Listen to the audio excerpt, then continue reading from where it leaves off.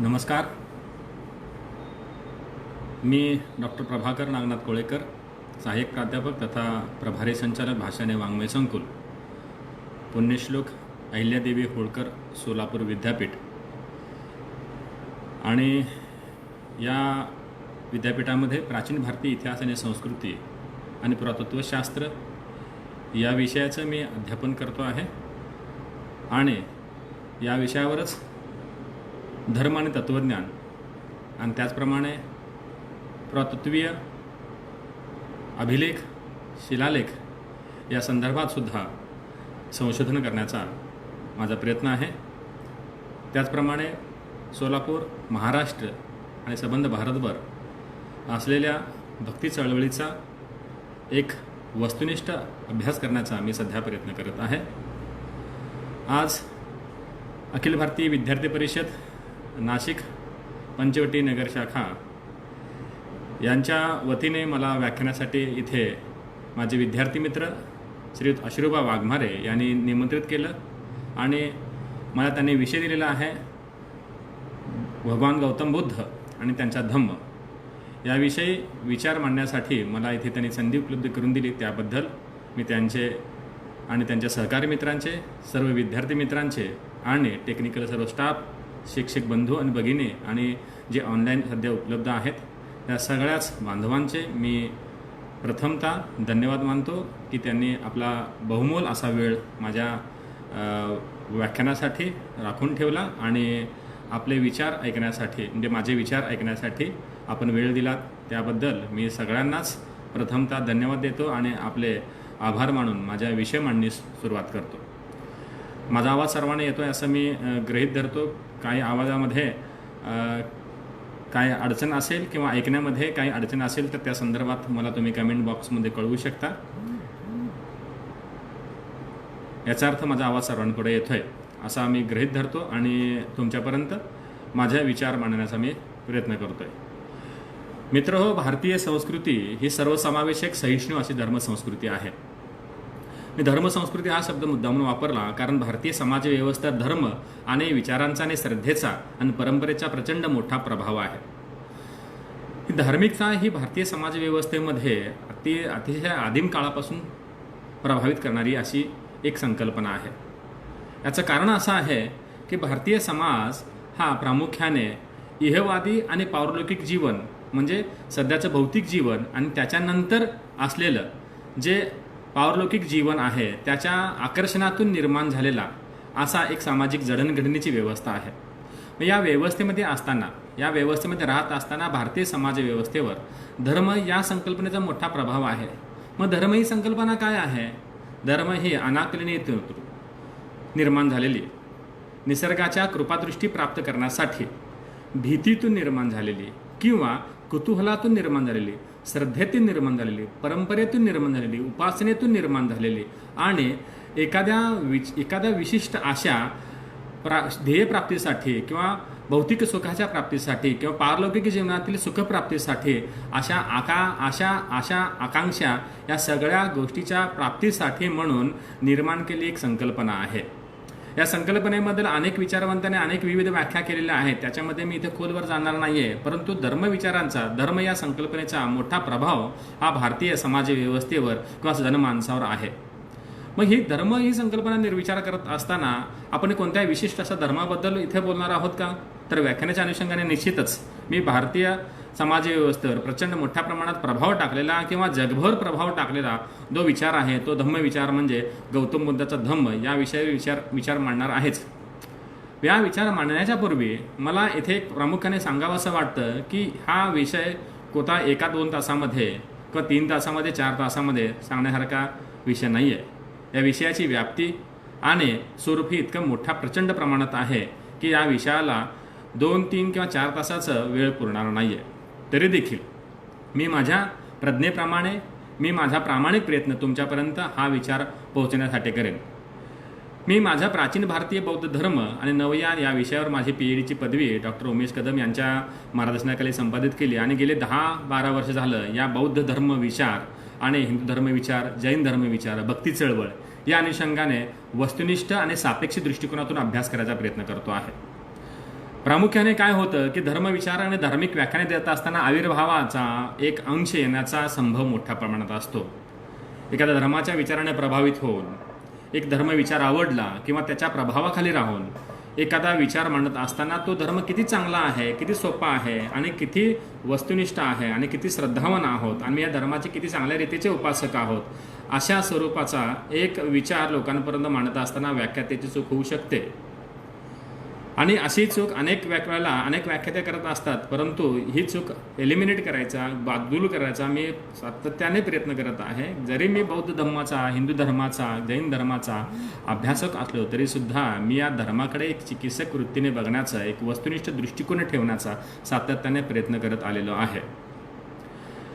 एका चांगल्याच अभ्यासकाने म्हटलेलं आहे की भारतातील लोक हे श्रद्धावान आहेत किंवा अंधश्रद्धाळू आहेत, ते धार्मिक दृष्टिकोनातून कमी आहेत.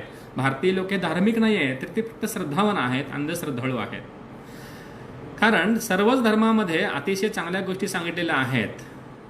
काही 20% जर अपवाद सोडला तर सर्व धर्मांचा सर्व सार जो आहे तो मानवतेचं कल्याण करणारा आहे. मग असा असताना जो समाज हा धार्मिक दृष्टिकोनातून विचार करणारा आहे, आध्यात्मिक आहे, धार्मिक आहे, शीलवान आहे, प्रज्ञान आहे किंवा संयमाने जीवन जगतो आहे, अशा समाजामध्ये तंटे बखेडे, जातीवाद, धर्मवाद, वंशवाद, धार्मिक दृष्टिकोनातून भांडणं निर्माण का होतात? याचा अर्थ आपल्याला धर्माचं चांगल्या रीतीने आकलन झालं नाही, तर आपण फक्त धर्माचा एक रिच्युअल म्हणून किंवा परंपरा म्हणून, रीती म्हणून, रूढी म्हणून पालन करतो. धार्मिक दृष्टिकोनातून त्याचं आत्मसात करणं आणि त्याला जीवनामध्ये उतरवणं या बाबतीत मात्र आपण प्रामुख्याने मर्यादित झालेले आहोत असं मला वाटतं. त्यामुळेच प्रामुख्याने होतं काय की धर्म अभ्यासत असताना, धर्म अनुकरण करत असताना धर्म आत्मसात करणंच किंवा समजून घेणंच राहून जातं. आणि अशा या परिस्थितीमध्ये आपण प्रामुख्याने नेहमी म्हणतो की आपण धार्मिक झालेले आहोत. आपण खरंच धार्मिक आहोत का? आपण श्रद्धाळू आहोत का? आपण श्रद्धाळूपणाचं जोखड म्हणजे पांघरून किंवा मनामध्ये पांघरून अंधश्रद्धाळू झालेलो आहोत? असा आपण आत्मचिंतनात्मक प्रश्न आपण स्वतःला विचारणं आवश्यक आहे असं मला वाटतं.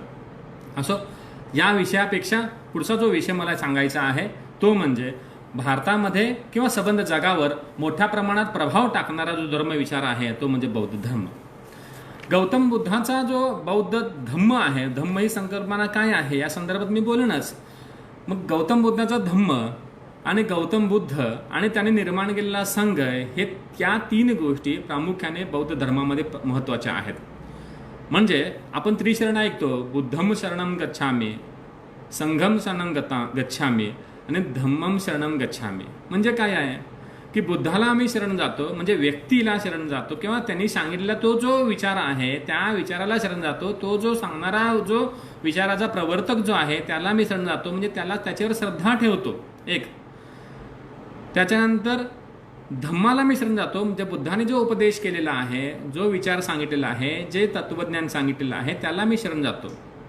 आणि तो विचार, तो धर्मविचार, तो संघटना किंवा त्याला संघटितपणे लोकांपर्यंत पोहोचवण्यासाठी ज्यांनी काम केलेलं आहे तो विचार म्हणजे धम्मसंघाचा विचार. तर धम्माला मी शरण जातो हा तिसरा विचार. म्हणजे गौतम बुद्धाच्या धम्मामध्ये बुद्ध, त्यांनी सांगितलेला धम्म आणि त्यांचा धम्माचा प्रसार करणारा संघ या 3 गोष्टींना अत्यंतिक महत्त्वाचं स्थान आहे असं मला इथं प्रकर्षाने सांगावं असं वाटतं. याच्यावर अनेक विचारवंतांनी काम केलेलं आहे. स्वातंत्र्यपूर्व कालखंडामध्ये आणि स्वातंत्र्योत्तर कालखंडामध्ये सुद्धा प्रचंड मोठ्या प्रमाणात संशोधन झालेलं आहे. अनेक इंग्रजी इतिहासकारांनी, अनेक इंग्रजी आणि जर्मन इतिहासकारांनी, संशोधकांनी त्याच्यावर लिखाण केलेलं आहे. मग लिखाण करताना त्यांनी काय सांगितलेलं आहे, त्यांचा विचार काय आहे, तर त्यांच्या विचारामध्ये त्यांनी बौद्ध धर्मातील जे त्रिपिटक सिद्धांत आहेत, त्रिपिटक आहेत म्हणजे 3 पिटक आहेत, म्हणजे गौतम बुद्धांच्या उपदेशाचं जे संकलन गौतम बुद्धांच्या निर्वाणानंतर केलेलं आहे त्याला त्रिपिटक म्हणतात. त्याला 3 ग्रंथ आहेत. सोप्या भाषेत सांगतो कारण ऐकणारे विद्यार्थी वर्ग सुद्धा मोठ्या प्रमाणात आहे. मग त्रिपिटक म्हणजे कोणकोणते त्रिपिटक आहेत? त्याच्यामध्ये पहिलं पिटक आहे सुत्त पिटक, त्याच्यामध्ये गौतम बुद्धाचे उपदेश, प्रवचन आणि धम्मसंभाषण आहे. दुसरा जो पिटक आहे ते म्हणजे विनय पिटक, त्यामध्ये भिक्खू आणि भिक्षुणी किंवा भिक्षू आणि भिक्षुणी हे जे एका संघामध्ये राहतात, त्या संघात राहत असताना त्यांनी आचरण करायचे नियम हे विनय पिटकामध्ये आहेत. आणि तिसरा जो आहे अभिधम्म पिटक, त्याच्यामध्ये धम्म विचाराचं, विवेचनाचं, तत्वज्ञाचं सार आहे, त्याचं पांडित्यपूर्ण असं विवेचन आहे. या 3 पिटक. त्याच्यानंतर महायान पंथाचा जेव्हा उगम झाला त्याच्यानंतर त्याच्यातून निर्माण झालेलं संस्कृत साहित्य आणि त्या प्राकृत साहित्य, पाली साहित्य, या सगळ्या साहित्याचा एक सार म्हणजे आपल्याला बौद्ध धम्म विचार आहे.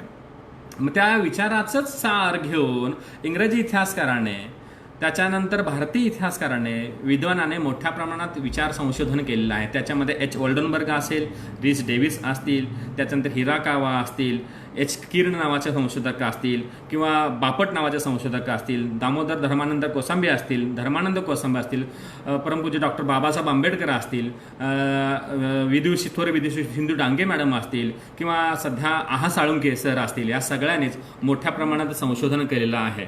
माझ्यापर्यंत मी सुद्धा काही प्रमाणात संशोधन करायचा प्रयत्न इथं करत आहे, किंवा त्याच्या चिकित्सा करायचा प्रयत्न करत आहे.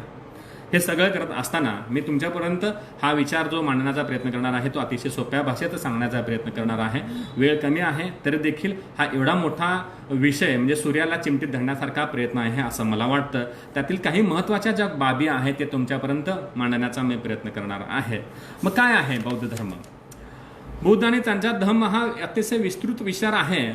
भारतात आणि जगभर प्रभाव टाकणारा असा विचार आहे.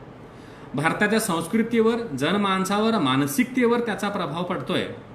मनुष्य जीवन जगत असताना केलेल्या कर्माचे फळं तुला याच कर्मात फेडावे लागतील, या जन्मात फेडावे लागतील जेव्हा असं म्हणतो तो विचार म्हणजे बौद्ध धर्माचे विचार आहे. मला एखाद्या शांत ठिकाणी राहून स्वतःच्या मनाचा विचार करावा लागतोय असा जेव्हा विचार मांडतो त्यावेळेला तो विचाराचा प्रभाव सुद्धा बौद्ध धर्मातून आलेला आहे असं मला वाटतं. अरे थोडंसं माणसासारखे वाग, थोडं मानव केंद्रीय राहा, माणसासारखं जीवन जग, भलं राहा, भलं कर, असा जेव्हा विचार आपण जेव्हा मांडतो तो मानव केंद्रीय विचार हा, तो मानवतेचा थोर उपदेश जो केलेला आहे तो बौद्ध धर्मातूनच आलेला आहे. स्वतःच्या कर्माला महत्व दे, कर्मानं वाग, हा धर्माने वाग, असा जेव्हा आपण मुक्तीने विचाराने बोलतो लोकांपर्यंत तो जो विचार आहे तो सुद्धा बौद्ध धर्मातून आलेला आहे. मग काय आहे बौद्ध धर्म विचार? बौद्ध धर्म हा मानवतेचा उपासना करणारा, इहवादाची म्हणजे सत्याचं जग जे आहे, भौतिक जग आहे ते सत्य जग आहे, ते सत्कर्मावर महत्व देणारा आहे आणि ते विज्ञानवादाच्या कसोटीवर तपासून पाहणारा जो विचार आहे तो म्हणजे बौद्ध धर्म आहे.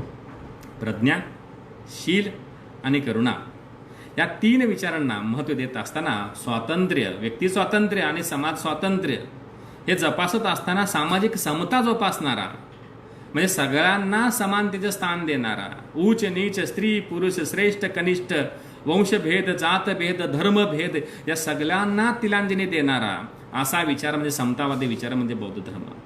समाजामध्ये बंधुत्व, विश्व बंधुत्वाची शिकवण देणारा. जेव्हा आपण पसायदानाचं वचन ऐकतो 12व्या शतकातलं ज्ञानेश्वरांच्या भावार्थ दीपिकेचं समर्पण करताना तेव्हा म्हणतात की आता विश्वात्मत्व देवे येणे वागेने तोषावे तोषुनीमध्ये दावे पसायदानं. जेव्हा विश्व बंधुत्वाचा जे उपदेश देतात त्याच्यावर सुद्धा प्रभाव जो आहे तो उपनिषदांचा आणि बौद्ध धर्माचाच आहे असं म्हणावं लागेल. मग हे सर्व मूल्य शिक्षणाचं महत्त्व देणारा जो विचार आहे तो बौद्ध धर्म आहे. त्याच्यामध्ये काय आहे बौद्ध धर्मामध्ये? व्यक्ती स्वातंत्र्याचा पुरस्कार केलेला आहे. परंपरागत वैदिक धर्म संस्कृतीमध्ये किंवा इतर धर्म संस्कृतीमध्ये, ब्राह्मणी धर्म संस्कृतीमध्ये हे जे विचार आहेत त्याच्यामध्ये व्यक्ती स्वातंत्र्याला प्रचंड मोठ्या प्रमाणात काय होतं की मर्यादा होत्या. परंतु वैदिक कालखंडामध्ये म्हणजे ऋग्वेदिक कालखंडामध्ये स्वरूप वेगळं होतं. त्याच्याबद्दल विचार मांडायचा असेल तर मला आणखीन 1 तास वेळ द्यावा लागेल. पण उत्तर वैदिक कालखंडामध्ये जे कर्मकांड निर्माण झाले होते त्या व्यक्ती स्वातंत्र्यावर प्रचंड मोठ्या प्रमाणात जे मर्यादा निर्माण झालेल्या होत्या त्या मर्यादाचं काय उल्लंघन करून व्यक्ती स्वातंत्र्याचा, विचार स्वातंत्र्याचा पुरस्कार करणारा, लिंग समभावाचा, स्त्री आणि पुरुष हे समान आहेत, निसर्गाने निर्माण केलेला आहेत असा जो विचार आहे तो विचार, लिंग समभावाचा जो विचार आहे तो म्हणजे बौद्ध धर्म आहे. पर्यावरणाचे एकरूप राहून पर्यावरणाची काळजी घेत भाषा, संस्कृती, जनमानस, मनाची मानसिकता, शांतता, संतुलन जोपासणारा विचार म्हणजे काय बौद्ध धर्म आहे. त्याच्यामध्ये विवेकवाद आहे, शहाणपणा आहे, बुद्धिवादपणा आहे, चिकित्सेला मार्ग खुला आहे. प्रामुख्याने काय होतं की एखाद्या धर्माचे विचार असेल, धर्माच्या शास्त्राचे विचार असेल, अवतरणा असेल तर त्याची चिकित्सा करायची का नाही असा प्रश्नचिन्ह हा धर्म अनुयायांना, धर्माचं पालन करणाऱ्या भक्तांना निर्माण होतो. मग जो विचारांचं आणि उपदेशाचं चिकित्सा करू शकत नाही त्याला परंपरेचं रूप निर्माण होतं आणि परंपरेला कोणीही चॅलेंज करू शकत नाही आणि त्या परंपरेचं पालन करणं हाच खरा धर्म आहे असं लोकांच्या मनामध्ये बिंबवलं जातं. जर परंपरेची चिकित्सा केली गेली, त्याचं विश्लेषण केलं गेलं तर धर्ममार्तंडांना, धर्माचे मध्यस्थी करणाऱ्या लोकांना त्यांच्या स्वतःच्या स्थानाबद्दल भीती निर्माण होऊ शकते. म्हणून त्याशा लोकांना धर्मचिकित्सा आवश्यक नसते. परंतु बौद्ध धर्म किंवा बौद्ध धम्म म्हणतोय की या विचाराला आपण काय केलं पाहिजे की तडा दिला पाहिजे आणि धर्माची चिकित्सा सुद्धा केली पाहिजे. मग तो कोणताही धर्म असेल, धम्म असेल तरी सुद्धा. मग व्यक्तीपेक्षा विचारांना महत्त्व देणारा, विचारापेक्षा आचाराला महत्त्व देणारा आणि आचारापेक्षा परिवर्तनाला महत्त्व देणारा असा संघटनात्मक विचार म्हणजे काय आहे? बौद्ध धर्म आहे.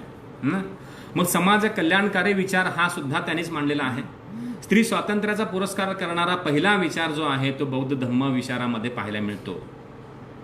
स्त्रियांना धार्मिक कोंदणामध्ये बसवले गेलं, स्त्रियांना मोठ्या प्रमाणात स्थान दिले गेलं. नारीचं यत्र नारी असं पूजते तत्र रमणते देवता म्हणलं गेलं. परंतु स्त्रियांवर प्रचंड मोठ्या प्रमाणात अन्याय अत्याचार सुद्धा झाले आहेत हेच आपल्याला पाहायला मिळतात. परंतु ह्या अन्याय अत्याचाराला तडा देऊन धर्मविचार हा काय करतोय की सर्वांना समान स्थान देतोय आणि धम्मसंघामध्ये स्त्रियांना प्रवेश देऊन एक आंदोलनाची, एक धार्मिक परिवर्तनाची नांदी करतोय हा सुद्धा विचार आहे. मग या सगळ्या गोष्टी करत असताना लोकभाषेचा, प्राकृत भाषेचा, संस्कृत भाषेचा कोणतीही भाषा पृष्ठ किंवा अस्पृश्य नाही आहे. सर्वसामान्य समजेल, उमजेल अशा लोकांनाच असा उपदेश द्यायचं काम कोण केलं असेल? बौद्ध धम्माने केलं. ते म्हणजे पाली भाषेतून साहित्य निर्माण करून नंतरच्या कालखंडात संस्कृत भाषेचा सुद्धा स्वीकार केला. हे करत असताना कर्मकांड, पशुहत्या, वर्णव्यवस्था, जातीप्रथा यांना त्यांनी काय केले की त्याज्य मानलं आणि मानवाच्या स्वकर्माला महत्त्व दिलं. कोणत्याही व्यक्तीला बोधी प्राप्त करून घेता येते असा विचार मांडणारा जो विचार आहे तो म्हणजे बौद्ध धर्म आहे. आत्मसंरक्षण, पर्यावरण संरक्षण, समाज प्रबोधन या लोकशाही विचाराची फलावना करणारा, लोकांच्या कल्याणासाठी विचार करणारा जो मानवतावादी विचार आहे तो म्हणजे बौद्ध धर्म आहे. हे सगळं शांतता, सहजीवन, शांततेकडून, हिंसेकडून शांतीचा मार्ग सांगणारा जो विचार आहे तो म्हणजे बौद्ध धर्म आहे. कला, शिल्पकला, मूर्तिकला आणि या सगळ्यांना प्रोत्साहन देणारा, शिक्षणाला प्रोत्साहन देणारा, विद्यापीठे शिक्षणाची मुहूर्तमेढ नवणारा विचार म्हणजे काय आहे? बौद्ध धर्म आहे. हे सगळं सांगण्याची, प्रस्तावना सांगण्याची गरज का भासली तर भारतीय समाज व्यवस्थेमध्ये, भारतीय संस्कृतीमध्ये बौद्ध विचाराने काय वारसा दिलेला आहे? हा वारसा म्हणजेच हा विज्ञानावादी वारसा आहे. हा वारसा म्हणजे मानवतावादी वारसा आहे. वारसा म्हणजे समतावादी वारसा आहे. जातीप्रथेला तिलांजली देणारा वारसा आहे. स्त्री पुरुष समानतेचा, लिंग समभावाचा विचार देणारा विज्ञानवादी विचार म्हणजे वारसा बौद्ध धर्माचा वारसा आहे. चिकित्सेचा विचार म्हणजे बौद्ध धर्माचा वारसा आहे. त्याच्यानंतर लोकांपर्यंत वागवणारा विचार म्हणजे बौद्ध धर्माचा वारसा आहे. संघटनात्मक कौशल्य निर्माण करणारा, स्वयंशिस्त देणारा विचार म्हणजे बौद्ध धर्माचा वारसा आहे. मग काय आहे? धम्म आणि धर्म आणि धम्मामध्ये फरक आहे. धर्म हे संस्कृत रूप आहे, तर धम्म हे प्राकृत रूप आहे. एवढ्या मर्यादित अर्थाने धम्माकडे पाहता येत नाही मित्रांनो. तर काय आहे? तर धम्म म्हणजे जीवन जगण्याची कला आहे. नीतीने वागणं, सदाचाराने वागणे, कुशलतेने वागणं, मनामध्ये कुशलते निर्माण करणं, वर्तनामध्ये कुशलते निर्माण करणं, सत्यतेने वागणं, परमसत्याने वागणं, आर्य सत्याचा स्वीकार करणं, बुद्धाच्या उपदेशाचं पालन करणं, जीवनाची वास्तविकता स्वीकारणं, कल्पना विलासात न रमता असा विचार म्हणजे बौद्ध धम्म विचार आहे. जिथं अवतार कल्पनेला, दैववादाला, मध्यस्थी वर्गांना, यज्ञीय कर्मकांडांना किंवा श्लोकांना असं कोणतंच स्थान दिले गेलेलं नाही आहे. तर विधी संस्कारांपेक्षा स्वतःच्या कर्माला महत्त्व देणारा जो विचार आहे तो म्हणजे बौद्ध धम्म विचार आहे. धम्म विचारामध्ये कोणत्याही अवतार कल्पनेला किंवा मध्यस्थी वर्गांना किंवा कर्मकांडांना, श्लोकांना, यज्ञ संस्थेला, दैववादाला, आत्माला, परमात्माला कोणतंही स्थान नाही. तर मानवाच्या कर्तृत्वाला स्थान आहे. हे मानवा, तू चांगलं कर्म कर, तुला या चांगल्या कर्माचं फळ हे याच लमात चांगल्या फळातून मिळू शकेल असा जो विचार आहे तो म्हणजे बौद्ध धर्म विचार आहे. मनुष्य जीवन जगत असताना आपण नेहमी विचार करतो की मित्र हो की एखादं संकट आल्यानंतर संकटामध्ये आपलं मन काय होतं? विचलित होतं आणि आपण काय करतो? आधारासाठी एखाद्या विचाराकडे, एखाद्या सर्वोच्च अशा स्थानाकडे आपण काय होतो? आकर्षित होतो आणि स्वतःला सरेंडर करतो. परंतु सरेंडर केल्यानंतर तरी सुद्धा देखील आपल्याला जर काही मार्ग सापडत नसेल तर आपणच स्वतःची समजूत काढली पाहिजे. आणि आपल्या विचाराला, आपल्या मनाला खंबीर करून आपण या संकटातून बाहेर पडू शकतो. जोपर्यंत आपण मन निष्ठुर करत नाही, दृढ करत नाही आणि आपल्या मनाच्या समजूत सांगत नाही, तोपर्यंत आपण संकटातून बाहेर पडू शकत नाही. हा जो विचार जेव्हा आपण नंतर मनामध्ये बाळगतो, तो म्हणजे खरा धम्मविचार आहे. आपण आधाराचा प्रयत्न करतो, परंतु आधार हे तत्कालीन असतात. त्या आधारावरून आपण स्वतःचा उद्धार करू शकत नाही. तर स्वतःचा उद्धार करायची ताकद जी आहे ती मानवाच्या मनामध्ये आहे. हा मानवकेंद्रीय विचार जो आहे, मानवाच्या उद्धाराचा आणि मानवाच्या विज्ञानामध्ये विचार विकसित करणारा, हा कार्यकारणभावावर आधारित असलेला जो सिद्धांत आहे, तो सांगणारा विचार म्हणजे बौद्ध धर्मविचार आहे. मग हे सांगत असताना, हे जी प्रस्तावना केली त्या अनुषंगाने विचार मांडत असताना, माझ्याकडे वेळ कमी आहे तर देखील मी सांगण्याचा प्रयत्न करतो आहे की कारण विचार जेवढा मोठा प्रचंड आहे, एवढा साधा सोपा मार्ग सांगितलेला आहे. हे सांगत असताना मला एक थोडक्यात काही गोष्टीला स्पर्श करून जावं वाटतं. खूप खोलवर बोलायची इच्छा आहे, परंतु वेळेची मर्यादा आहे. तरी देखील त्रिपिटक, जातक कथा, संस्कृत साहित्य या सगळ्यातून आपण जेव्हा विचार करतो तेव्हा बौद्ध धर्म निर्माण होण्याच्या पूर्वीची परिस्थिती कशी होती. भारतवर्षामध्ये बौद्ध धर्म निर्माण होण्याच्या पूर्वी 63 विविध पंथ होते. त्यामध्ये अजीविक पंथ होता. तो म्हणतोय की जेव्हा जे व्हायचे ते ठरलेलेच आहे, त्यामध्ये काहीही फरक होणार नाही. उच्छेदवादी म्हणजे वैदिक कट्टरवादाला विरोध करणारा विचार आहे. लोकायत म्हणजे काय आहे, चौरवाकवादी विचारसरणी. चार्वाकवादी विचारसरणी म्हणजे भौतिकवादाला प्रोत्साहन देणारा विचार आहे. निग्रंथवादी म्हणजे जैन धर्म तीर्थंकराचा प्रवास आहे. अक्रियवादी म्हणजे पाप पुण्य याचा कोणताही विचार करायचा नाही असा विचार आहे. परिवारजक म्हणजे साधू संन्यासींचा विचार आहे. म्हणजे अशा अनेक विचार त्या कालखंडामध्ये समाजामध्ये प्रचलित होते. असे 63 प्रकारचे विचार समाजामध्ये प्रचलित होते. मग या विचाराला शेह देऊन बौद्ध धर्माचा विचार का प्रभावित झाला, तर या 63 विचारांमधून मधलाच एक विचार जो आहे तो बौद्ध धर्माचा विचार आहे. मग त्याच्या निर्मितीचे कारण काय आहे, तर राजकीय कारणे वेगळी आहेत. म्हणजे या कालखंडामध्ये म्हणजे महाजनपदाचा कालखंड होता आणि प्रचंड मोठ्या प्रमाणात समाजामध्ये स्थैर्यता निर्माण होण्यास प्रारंभ झालेला होता. नगरांचा उदय झालेला होता. भौतिक सुखाची मोठ्या प्रमाणात प्राप्ती निर्माण झालेली होत होती. पैसा मोठ्या प्रमाणात लोकांकडे निर्माण होत होता आणि सुखसंपदा निर्माण होत असताना अशा व्यवस्थेमध्ये सत्ता संघर्ष निर्माण झाला. ब्राह्मण वर्णातील लोकांना असं वाटत होतं की सत्तेवर आपण वर्चस्व निर्माण करायला पाहिजे आणि क्षत्रिय वर्णातील लोकांना असं वाटत होतं की सत्ता संघर्षामध्ये आपलं स्थान निर्माण व्हायला पाहिजे. मग धर्मग्रंथामध्ये जे काय विचार मांडलेले आहेत, धर्मग्रंथाच्या विचारांची आधार घेऊन ब्राह्मण वर्णातील लोकांनी स्वतः सत्ता संघर्षामध्ये स्वतःचं श्रेष्ठत्व निर्माण करायचा प्रयत्न करत होते. आणि अशाच प्रयत्न करत असताना क्षत्रिय वर्णातील लोकांनी त्याला सत्ता संघर्षामध्ये स्वतःचं स्थान राखण्यासाठी म्हणून ब्राह्मण वर्णाला काय केलं की शेह देण्यासाठी प्रयत्न केला. मित्रहो, सांगण्यासारखी गोष्ट अशा आहे की वर्धमान महावीर असतील किंवा गौतम बुद्ध असतील, ते स्वतः क्षत्रिय होते. म्हणजे त्यांनी काय केलं की क्षत्रिय वर्णाचे जे कर्म सांगितलेलं आहे, म्हणजे काय लोकांचं रक्षण करणं, संरक्षण करणं या तत्वाचा स्वीकार करत असताना त्याच्या वर्णावर अधिकार निर्माण करायचं जे ब्राह्मण वर्णाचं काम होतं त्याला शेह देण्यासाठी म्हणून एक प्रतिक्रिया होती. दुसरे एक सामाजिक कारण असं आहे की वर्णाश्रम धर्म मोठ्या प्रमाणात निर्माण झाला होता. ऋग्वेदिक कालखंडामध्ये प्रामुख्याने म्हणावं असतं की कर्मावर आधारित अशी वर्णव्यवस्था होती ऋग्वेदामध्ये. परंतु उत्तर वैदिक कालखंडामध्ये मात्र जन्माधिष्ठित वर्णव्यवस्था निर्माण झाल्याने वर्णव्यवस्था ही ताठर स्वरूपाची होती. कर्माला महत्त्व न देता जन्माला महत्त्व देत असल्यामुळे जाती व्यवस्था मोठ्या प्रमाणात निर्माण झाली, वर्णव्यवस्था मोठ्या प्रमाणात निर्माण झाली. वैश्य शूद्रांचे तर अन्याय आणि विषमता मोठ्या प्रमाणात त्यांना भोगावे लागले.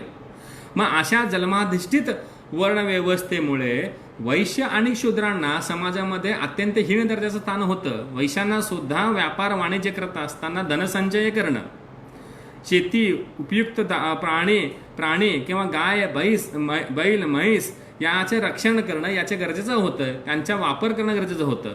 हे करत असताना यज्ञीय परंपरेचा मोठ्या प्रमाणात स्तोम माजलं होतं. यज्ञामध्ये प्रचंड मोठ्या प्रमाणात दान धर्म देत असताना प्राणीहत्या होत होती आणि प्राणीहत्या होत असताना गाय ही उपयुक्त प्राणी आहे, जसं स्वातंत्र्यवीर सावरकर म्हणतात, त्या गायीचाच बळी देत असल्यामुळे गायीवर आधारित असलेली जी व्यवस्था होती त्याला मात्र कुठंतरी खीळ बसत होती. म्हणून वैश्य समुदायाला असं वाटलं की आता आपण परंपरागत असलेल्या यज्ञीय धर्माला कुठंतरी शेह दिला पाहिजे. म्हणून वैश्यांनी काय केलं की नवीन निर्माण झालेल्या बौद्ध विचाराला सहकार्य केलं.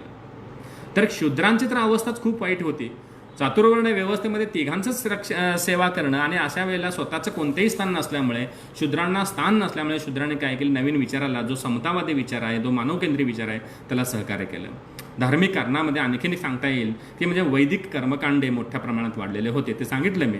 ब्राह्मणांचं स्थान मोठ्या प्रमाणात वाढलेलं होतं आणि अशामुळे सत्ता संघर्ष निर्माण होणं हे अपरिहार्य होतं. आणि या अपरिहार्य परिस्थितीतून जैन आणि बौद्ध धर्माचा विचार पुढं आला आणि त्याच्यामध्ये बौद्ध धर्माचा विचार हा अत्यंत लोकप्रिय झालेला दिसतो. मग याच्यामध्ये सिद्धार्थ गौतम बुद्ध जे आहेत ते कोण आहेत, सिद्धार्थापासून ते गौतम बुद्धापर्यंत त्यांची वाटचाल कशी झालेली आहे या संदर्भात थोडक्यात मी इथे विवेचन करतो. गौतम बुद्ध म्हणजे सिद्धार्थ हे शुद्धोधन नावाच्या एका कपिलवस्तू नावामध्ये राहणाऱ्या एका राजाचे ते राजपुत्र होते. ते रोहिणी नदी नावाची नदी जी आहे तिथे राहणार जो तो एक शाक्य कुळ होता, ते शाक्य कुलातील होते. शाक्य कुळातील असलेला जे राज्य आहे त्या राज्यामध्ये महामाया आणि प्रजापती आणि शुद्धोधन हे दाम्पत्य राहत होतं आणि त्याच्यातून महामायेच्या पोटी गौतम बुद्धाचा जन्म झाला. त्याच्याबद्दल अनेक कथा आहेत. त्या कथेमध्ये बुद्धाची जी माता आहे ती एका वनामध्ये असताना त्या शुभ्र असा जो हत्ती आहे त्यांच्या गर्भामध्ये प्रवेश करतो, असे अनेक काल्पनिक रंगवले गेले आहे. त्या काल्पनिकतेमध्ये न जाता आपण खऱ्या अर्थाने वस्तुनिष्ठतेकडे जाऊयात की गौतम बुद्धाची माता प्रसूत झाली, ती महामाया प्रसूत झाल्यानंतर त्या कालांतराने तो 2-3 दिवसात त्यांचं निधन झालं आणि त्यामुळे प्रामुख्याने झालं काय की त्यांचा जो सांभाळ आहे महाप्रजापती गौतमीने केला. आणि त्याच्यानंतर असित नावाचे एक ऋषी आले. त्या ऋषीने काय केलं की शुद्धोधनापुढे एक भविष्यवाणी व्यक्त केली. अशी भविष्यवाणी व्यक्त केली की ऋषी म्हणतात की जर गौतम हा जो सिद्धार्थ आहे तो पुढील कालखंडामध्ये का होईल, चक्रवर्ती सम्राट तर होईल किंवा का होईल, धर्मचक्र परिवर्तनाचा उपदेश देणारा, कार्य करणारा असा महान तत्ववेत्ता तर होईल, असा विचार मांडला. मग कोणत्याही राजाला आपला मुलाने संन्यास घ्यावा असं जर विचार मांडला तर पटणार नव्हता. म्हणून त्याने काय केलं की त्यांच्या वडिलांनी दक्षता घेतली की गौतम बुद्धापुढे कोणत्याही व्यथा, वेदना किंवा वैराग्याचे, चिंतनाचे विषय येऊ नये म्हणून त्यांनी 3 मोठे महल बांधले प्रत्येक ऋतूमध्ये आणि त्यामध्ये सैनी विलासाचे किंवा सर्व अमोद प्रमोदाचे साधने गौतम बुद्धाला उपलब्ध करून दिली. तरी देखील गौतम बुद्धाने कालांतराने संन्यास घेतलाच. मग असा संन्यास का घेतला याच्याबद्दल थोडंसं बोलूयात. त्याच्याबद्दल परंपरागत कथा अशी आहे मित्रांनो की गौतम बुद्ध जेव्हा आपल्या छन्न नावाच्या सारथ्याबरोबर प्रवासासाठी किंवा नगराचा फेरपटका मारण्यासाठी जात होते त्यावेळेला त्यांना 4 दृश्य दिसली. मग 4 दृश्यामध्ये काय दिसलं की एक व्याधिग्रस्त मनुष्य दिसला, त्याच्यानंतर तो जर्जर झालेला होता. दुसरं दृश्य असं दिसलं की एक विलाप करणारे नातेवाईक दिसले. तिसरं जे आहेत कारण प्रेत यात्रा चालली होती, प्रेत यात्रा म्हणजे मृत्यू मळ चाललं होतं आणि त्याच्यामुळे लोक विलाप करत होते. तिसरं जे दिसलं दृश्य त्यांना दिसलं की एक वृद्ध दिसला. चौथं दिसलं की तेजस्वी योगी दिसला. गौतमाने असं कधीच म्हणजे सिद्धार्थाने असं कधीच काही पाहिलेलं नव्हतं आणि त्यांनी चन्नला विचारलं, चन्न म्हणजे त्यांचा सारथी, त्याला विचारलं हे काय आहे. त्यांनी सांगितलं की हे जे आहे ते जीवनाची अवस्था आहे, त्या अवस्थेमधून प्रत्येकाला जावंच लागतं. दुःख हे आता काय आहे की प्रत्येकाला होणारच आहे आणि त्याच्यातून तुम्हाला सुद्धा जावं लागेल. म्हणजे मी सुद्धा मरणार का. त्यांनी म्हटलं हो तुम्ही सुद्धा मरणार, मी सुद्धा मरणार, सर्व जगातील माणसे जे जन्माला झालेले आहेत ते प्रत्येक मरणार आहेत. असं म्हटल्यानंतर सिद्धार्थ जो आहे तो अंतर्मुख झाला आणि त्यांनी संन्यास घेतला. असा एक परंपरागत विचार आहे. रात्रीतून माणसाचं मन परिवर्तन होत असतं का खरंच. उदाहरणार्थ आपण घेऊया, आता कोरोनाचा कालखंड चालू आहे आणि असं म्हणलं की 20 तारखेनंतर लॉकडाऊन उठणार आहे आणि खऱ्या अर्थाने कोरोना जाईल का. नाही, तर त्याच्या मागची पार्श्वभूमी असणार आहे. थोड्याफार प्रमाणात आपल्याला प्रिकॉशन घ्यावं लागतील, सॅनिटायझेशन करावं लागेल आणि स्वतःची काळजी घ्यावी लागेल. मग नंतर टप्प्याटप्प्याने आपण या रोगातून बाहेर जाऊ. याच कॉन्टेक्स्ट जर आपण आधार घेतला तर गौतम बुद्धाचे विचार लगेच परावर्तित झाले का सिद्धार्थाचे. तो बुद्धत्वाकडे किंवा गौतमा म्हणजे तो संन्यास का झाला असेल तर एका रात्रीतून झालेला आहे का, तर तसं नाही आहे मित्र हो. तर त्याच्या मागचे अनेक वेगवेगळे कारण आहेत. मग कारणाविषयी बोलत असताना थोड्याफार प्रमाणात इथे विवेचन करायचा मी प्रयत्न करतोय. त्याच्यामध्ये पहिलं जे कारण आहे ते म्हणजे गौतम बुद्ध हे शाक्य कुळातील होते. शाक्य आणि कोलीय यांच्यामध्ये, कोली नावाचा आणखीन एक वर्ग तिथे राहत होता दुसऱ्या राज्यामध्ये. त्यांच्यामधून राहणारी नदी जी होती ती रोहिणी नदी होती. त्या रोहिणी नदीच्या पाण्यावरनं प्रश्न निर्माण झाला की सुगीच्या कालखंडामध्ये पाण्याचा कोण उपभोग घ्यायचा. मग कोलियाने काय केलं की शाक्यांचं येणारं पाणी अडवलं. त्यामुळे शाक्य म्हणजे गौतम बुद्धाचा जो वंश आहे त्यातील लोकांनी एक बैठक घेतली आणि तोपर्यंत गौतम बुद्ध हे थोडेसे किशोरावस्थेतून थोडेसे पुढच्या अवस्थेत गेलेले होते, म्हणजे राजपुत्र झालेले होते आणि त्यांना निमंत्रण सुद्धा करण्यात आलेलं होतं की याच्यावर उपाय सांगा. मग त्यावेळेला प्रत्येकाने गणराज्य होतं, ते म्हणजे गणांमार्फत निवडलेलं एक राज्य होतं. त्याच्यामध्ये प्रत्येकाला विचार मांडण्याचं स्वातंत्र्य होतं. गौतमाने सांगितलं, म्हणजे सिद्धार्थाने सांगितलं की युद्ध करणं हा मार्ग नाही आहे. आपण काय केलं पाहिजे की लवाद नेमला पाहिजे, मध्यस्थी केली पाहिजे आणि त्याच्यातून काय केलं पाहिजे की याच्यातून आपण एक मार्ग काढला पाहिजे, तो म्हणजे नदी पाणी प्रश्न मिटवला पाहिजे. परंतु लोक त्यांच्या विरोधात होते आणि त्याने म्हणलं की जर तुम्ही मार्ग काढा, पण मार्गातून जर निरसन झालं नाही समस्येचं, तर तुमच्यावर आम्ही बहिष्कार घालू किंवा तुमच्यावर आर्थिक बंधनं टाकू किंवा तुम्हाला स्वतः सैन्यात भरती होऊन लढाई करावी लागेल किंवा तुम्हाला संघ सोडून किंवा शाक्य संघ सोडून किंवा गणराज्य सोडून तुम्हाला बाहेर जावं लागेल. हे 3 अटी त्यांच्यापुढे ठेवल्या. मग एक तर युद्ध करावं लागेल किंवा बहिष्कृत व्हावं लागेल किंवा राज्य सोडून जावं लागेल. मग गौतमाने तसा प्रयत्न केला, परंतु कोलियाने त्याला मार्ग तो अवलंबला नाही आणि त्यामुळे आपल्या घराला बहिष्कृत केलं जाईल किंवा आर्थिकदृष्ट्या बहिष्कार टाकला जाईल, त्यापेक्षा आपल्यामुळे जर कुटुंबाला वेदना होत असेल तर आपण काय केलं पाहिजे की आपणच काय केलं पाहिजे, घराचा दाराचा त्याग करून या संघर्षाचं कारण काय आहे या शोधण्यासाठी म्हणून गौतम किंवा सिद्धार्थ हा घरातून बाहेर पडला, असा एक वेगळा तर्क लावलेला आहे. दुसरा एक विचार आहे, शारीरिक पीडा सोसल्यानंतर गौतम खूप वर्ष आहेत, म्हणजे वयाच्या 29व्या वर्षी 30व्या वर्षी त्यांनी काय केले की भिक्खू अवस्था स्वीकारलेली आहे किंवा सर्वसंग परित्याग केलेला आहे. मग 29 वर्षापर्यंत त्यांनी चिंतन करतात, म्हणजे शारीरिक पीडा सोसल्यानंतर आपल्याला दुःखातून मार्ग मिळेल, असं त्यांचा सुख मिळेल असं त्यांचा एक विचार होता. मग त्याच्यातून त्यांनी काय केलं असेल, शारीरिक सुख हे जे आहे ते खऱ्या अर्थाने दुःखाचं कारण असं त्यांना वाटलं असावं, म्हणून त्यांनी काय केलं असावं तर घर सोडलं असावं, असा एक विचार मांडला गेला. प्रजा चौथे कारण सांगितलेलं की प्रजाचे दुःख जे आहे ते दुःख त्यांना पाहत नव्हतं, त्या दुःखातून काहीतरी मार्ग काढला पाहिजे, म्हणून सुत्तानी पितामध्ये सुत्तानी पात नावाचे जे आहे त्यामध्ये अनंत दंड सुत्तामध्ये जनता संघर्षामुळे अनंत असं दुःखामध्ये जाईल, त्यामुळे दुःखाला प्रजेमध्ये न टाकता आपण त्याच्या दुःखातून मार्ग काढला पाहिजे, म्हणून गौतम सिद्धार्थ हा घरातून बाहेर पडलाय असे विचार मांडलेला आहे. तर 5वे कारण सांगितलेलं आहे की प्रवज्जा म्हणजे काय आहे की सर्व संघ सोडून सर्व सुखाचा त्याग करून आपण खुल्या आकाशामध्ये श्रेष्ठ मार्गाचा अवलंब केला पाहिजे, असा जो विचार सांगितलेला आहे. म्हणजे जन्म मरणाच्या जो व्याधी आहेत, मरणशोक आहेत, गुंतण्यापेक्षा भौतिक सुखामध्ये गुंतण्यापेक्षा आपण काय केलं पाहिजे की त्याच्यातून बाहेर पडून काय केलं पाहिजे की लोकांना दुःखातून बाहेर काढण्याचा विचार स्वीकारला पाहिजे. हा जो विचार मांडला तो त्या विचाराचा प्रभावित होऊन कदाचित सिद्धार्थाने घराचा त्याग केला असावा, असा एक 5 कारणं सांगली जातात. मग गौतमाने किंवा सिद्धार्थाने हे 3 संकल्पना, सिद्धार्थाची अवस्था बुद्धाकडे होत असताना सिद्धार्थाने घर सोडलं, त्याला आपल्या दुःखाचं कारण समजलं, दुःखाचा शोध घ्यायचा होता का, विलापाचा शोध घ्यायचा होता का किंवा काय होतं, त्यापेक्षा बुद्ध हा रात्रीतून परावर्तित होणारा विचार नाही आहे किंवा सिद्धार्थ हा रात्रीतून विचार बदलणारा व्यक्ती नव्हता, तर तो चिंतनशील वैराग्य वृत्ती धारण करणारा आणि समाजाबद्दल अतिशय संवेदनशील असणारा असा एक व्यक्ती होता. अशा या व्यक्तीला समाजाबद्दलची काळजी होती, व्यक्तिविचाराची काळजी होती, स्वातंत्र्याची काळजी होती, मानवाच्या दुःखाची काळजी होती. मग याचे कारण काय आहे, कारणाचा शोध घेणे त्यांना अस्वस्थ करत होतं.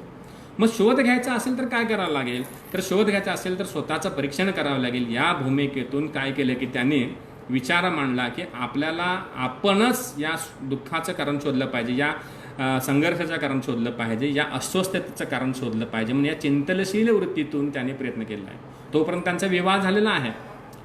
यशोधरा नावाच्या कन्येशी विवाह झाला, राहुल नावाचा त्यांना मुलगा झालेला आहे, शुद्धोधना हा त्यांचे वडील आहेत, प्रजापती गौतमी त्यांची मावशी आहे, ती त्यांची माता आहे. या चौघांचीही परवानगी घेऊन ते बाहेर पडतात. मग काही लोकांनी टीका केलेली आहे, जगाच्या दुःखाची काळजी करणारा गौतम बुद्धाला स्वतःच्या आईचं, स्वतःच्या मावशीचं, वडिलांचं, मुलाचं आणि पत्नीचं दुःख दिसलं नाही का. या मर्यादित आयुष्यामध्ये राहत असताना त्यांना स्वतःच्या दुःखाची आणि कुटुंबाच्या दुःखापेक्षा जगाच्या विश्वाचं कल्याण करण्याचा जो थ्रस्ट होतं, जी भूक होती, त्याच्या जर आम्ही निराकरण करू शकलो तर कुटुंबाचं 100% कल्याण होऊ शकेल. या भूमिकेतून हे जे दुःख आहे ते तत्कालीन दुःख आहे, ते कालांतराने भवसिंधूमध्ये बांधून ठेवणारं दुःख आहे, भौतिक सुखामध्ये बांधून ठेवणारं दुःख आहे असं मला वाटतं. म्हणून बुद्धाने काय केलं की त्याच्यातून आपल्या तत्कालीन दुःखाला दूर सारून काय केलं की स्वतःचा मार्ग निवडण्याचा प्रयत्न केला. पुढचा महत्त्वाचा मुद्दा त्यांनी काय केलं की आलार कालाम आणि उदक रामपुत्त या दोघांच्याच त्यांनी शिष्यत्व पत्करलं. टप्प्याटप्प्याने सांगतोय कारण वेळ कमी आहे. त्याने श्वासनाचे काही व्यायाम शिकून घेतले, प्राणायाम शिकून घेतलं आणि त्याच्यातून आत्मज्ञान मिळवण्याचा प्रयत्न केला, परंतु त्यांना अपयश आलं. उदकरामपुत्रातून त्याने योग मार्गाचा अवलंब केला, पण त्याच्यातून त्यांना अपयश आलं. मग ह्या दोन्हीही गुरूंकडनं त्यांना अपयश आल्यानंतर त्यांनी काय केलं की आपला मार्ग आपणच निवडायचा आहे, म्हणून त्यांनी काय केलं की परत प्रवास करण्यास सुरुवात केली. प्रवास करत करत त्यांनी 6 वर्ष एका बोधगया नावाच्या ठिकाणी तिथं आले आणि त्यांनी 6 वर्ष स्वतःच्या शरीराला प्रचंड यातना दिल्या. जोपर्यंत शरीराला दुःख देत नाही, स्वतःच्या भौतिक सुखाचा त्याग करत नाही, अन्न त्याग करत नाही, मोठ्या प्रमाणात स्वतःच्या शरीराला त्रास देऊन जोपर्यंत शरीराची व्यथा वेदना मारून टाकत नाही, तोपर्यंत मला आत्मज्ञान मिळणार नाही अशी त्यांची समजूत झाली. म्हणून त्यांनी 6 वर्ष काय केलं की स्वतःला अत्यंतिक त्रास दिला, अत्यंतिक प्रायश्चित्ताचा मार्ग अवलंबला. परंतु 6 वर्षानंतर सुद्धा त्यांना काही मिळालं नाही. मित्रहो, लक्षात घ्या, म्हणजे कोणत्याही गोष्टीची तपश्चर्या करत असताना, प्राप्ती करत असताना आपल्याला शॉर्ट टर्म टार्गेट ठेवलेला असतो आपण. म्हणजे आज अभ्यास केल्यानंतर उद्या 70%, 80%, 90% मार्क मिळतील अशी आपली भूमिका असते. म्हणजे आज एखादी चांगली ॲक्टिंग केल्यानंतर लगेचच आपण पिक्चरमध्ये फिल्म स्टार हो, किंवा अभ्यास न करता आपण चांगले एक विद्वान हो, अशी जी आपली व्हॉट्सअप आणि यूट्यूबसारख्या व्हिडिओ बघण्याची वृत्ती वाढत चाललेली आहे, म्हणजे टेम्पटेशन वाढत चाललं आहे. त्यांना हा आदर्श आहे की 12 वर्ष त्यांनी तपश्चर्या केली. मित्र हो, 12 वर्ष प्रयत्न केलेले आहेत, पण 12 वर्षामध्ये सुद्धा त्यांना प्राप्त काही झालेलं नव्हतं, कारण त्यांना अंतिम सुखच मिळालं नव्हतं. मग काय आहे, मग त्यांचं शरीर जर्जर झालं, हाडाचे काळे झालेले आहेत, पोट खपाटेला गेलेलं आहे, तोंडावरचं तेज गेलेलं आहे. त्यांचे जे 500 शिष्य आहेत ते 5 शिष्य म्हणतायत की तुम्हाला जर आत्मज्ञान प्राप्त झालं तर आम्हाला सांगा. मग त्या सिद्धार्थाला तर कोणते ज्ञान प्राप्त होत नव्हतं. मग त्याच वेळेला एका राणीची सुजाता नावाची एक दासी त्या ठिकाणी आली आणि तिने या जर्जर झालेल्या व्यक्तीला म्हणजे सिद्धार्थाला पाहिलं आणि तिने खीर खायला दिली. आणि ते खाल्ल्यानंतर त्यांना थोडीशी हुशारी आली, शुद्ध आली. त्यांना कळालं की आपण शरीराला यातना देऊन खऱ्या अर्थाने सुख मिळवू शकत नाही, आत्मज्ञान मिळवू शकत नाही. म्हणून त्याने काय केलं की फळाचा संग्रह केला आणि अन्न ग्रहण करायचा निर्णय घेतला. हे ऐकल्यानंतर त्याच्या 5 जे शिष्य होते त्यांनी बुद्धाची प्रतारणा केली, जी सिद्धार्थाची प्रतारणा केली आणि त्यांना त्यागून ते दुसरीकडे गेले. तरी देखील सिद्धार्थ हे स्वतःच्या निश्चयापासून धरले नाहीत आणि पुढील 4 आठवडे त्यांनी काय केले की मोठ्या प्रमाणात तपश्चर्या केला. जोपर्यंत मला आत्मज्ञान प्राप्ती होत नाही तोपर्यंत मी उठणार नाही असे त्यांनी विचारणा केली.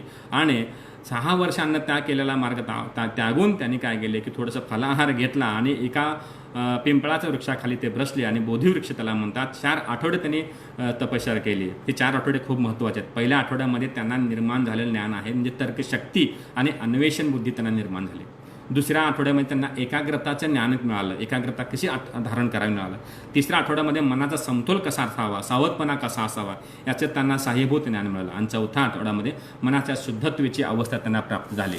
आणि त्याच्यानंतर तो जो ज्ञान आहे ते म्हणजे काय आहे, ते आत्मज्ञान आहे. बुद्धाने आत्मज्ञानाचा मार्ग अवलंबला, म्हणजे बुद्धाला लक्षात आलं, सिद्धार्थाला लक्षात आलं की आपण आता बुद्ध झालेलो आहोत. म्हणजे की दुःखाचं कारण काय, समाजामध्ये सगळ्या कारणाचं, सगळ्या समस्येचं जे कारण आहे ते दुःख आहे. दुःखाची अनुभूती त्यांना निर्माण झाली. पहिला माहीत नव्हतं का, इथंच आहे कळत नाही, ही जी संकल्पना आहे ते बौद्ध धर्मातील आहे. सर्वात जवळच होतं, सर्व आपल्यामध्येच असताना देखील आपल्याला कळत नव्हते.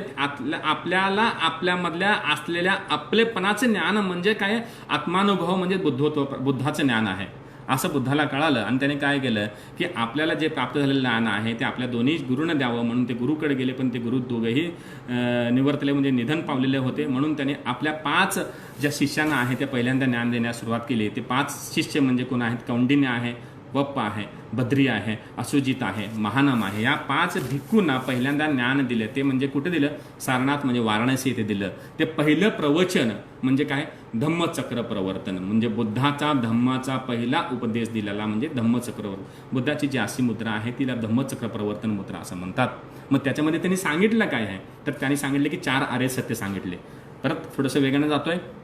दुःख, जगामध्ये काय आहे तर दुःख महत्त्वाचं आहे, दुःख जास्त आहे.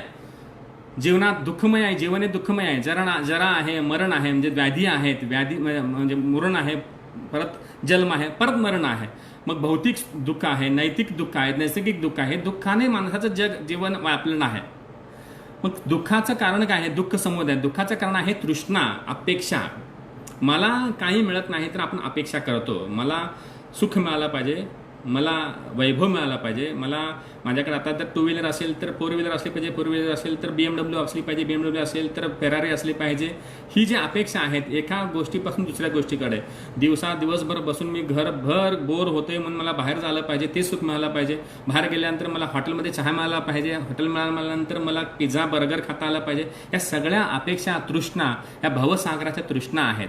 त्या तृष्णेमुळेच काय होलेलं आहे की माणसाला काय होतं की दुःख मिळतं. मग कोणत्या प्रकारच्या तृष्णा आहेत? कामतृष्णा आहे, म्हणजे कामसिक तृष्णा आहे, भवाची तृष्णा आहे आणि विभव तृष्णा आहे. ह्या 3 तृष्णा म्हणजे इच्छा. तृष्णा म्हणजे इच्छा, अपेक्षा. माणूस प्रचंड अपेक्षा करतो, सगळ्यांकडनं अपेक्षा करतो ना, अपेक्षा भंगाच दुःख स्वतःच्या मनावर लावून घेतो. म्हणून बुद्ध म्हणतात की कोणतेही पहिल्यांदा अपेक्षा करू नका. मग दुःखाचा निरोध कसा करायचा? तिसरा मार्ग सांगतात, दुःखाचा नाश करायचा असेल तर तृष्णेचा नाश केला पाहिजे. कोणतीही अपेक्षा करू नका. अपेक्षाचा नाश करा म्हणत नाही, लक्षात घ्या मित्रांनो. तृष्णेचा नाश करणं ही सुद्धा एक तृष्णाच आहे. म्हणजे तृष्णाच करू नका, अपेक्षाच करू नका, अपेक्षाची निर्मितीच करू नका, असा जो उपदेश दुःखमुक्तीचा ज्ञानप्राप्तीत त्यांनी सांगितला. मग तसं करायचं कसं? मग ते सांगणं ऐकायला खूप सोपं वाटतं. दुःख निरोधाचा मार्ग त्यांनी सांगितला आहे. तो हा मार्ग अतिशय सोपा आहे मित्रांनो, मी नेहमी करू शकतो, पण ऐकणं खूप सोपं आहे, आत्मसात करणं तेवढंच अवघड आहे असं मला वाटतं.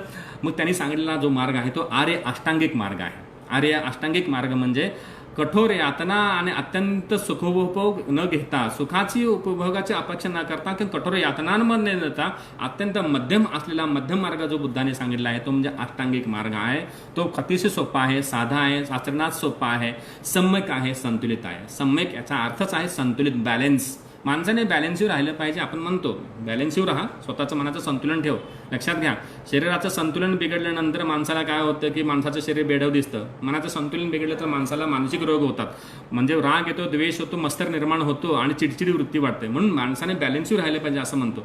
बॅलन्स ज्या शब्दाचाच अर्थ संतुलन, संतुलन म्हणजे सम्यक. या सम्यक शब्दाचा वापर करून बुद्धाने 4-8 मार्ग सांगितले आहेत. त्या 8 मार्ग कोणते आहेत त्याच्याबद्दल थोडंसं बोलूयात. तुम्ही सर्वांनी ऐकलेले असतील तरी देखील तो परत एकदा त्याचे रिवायजन मी करतोय. सम्यक दृष्टी. सम्यक दृष्टी म्हणजे योग्य दृष्टी.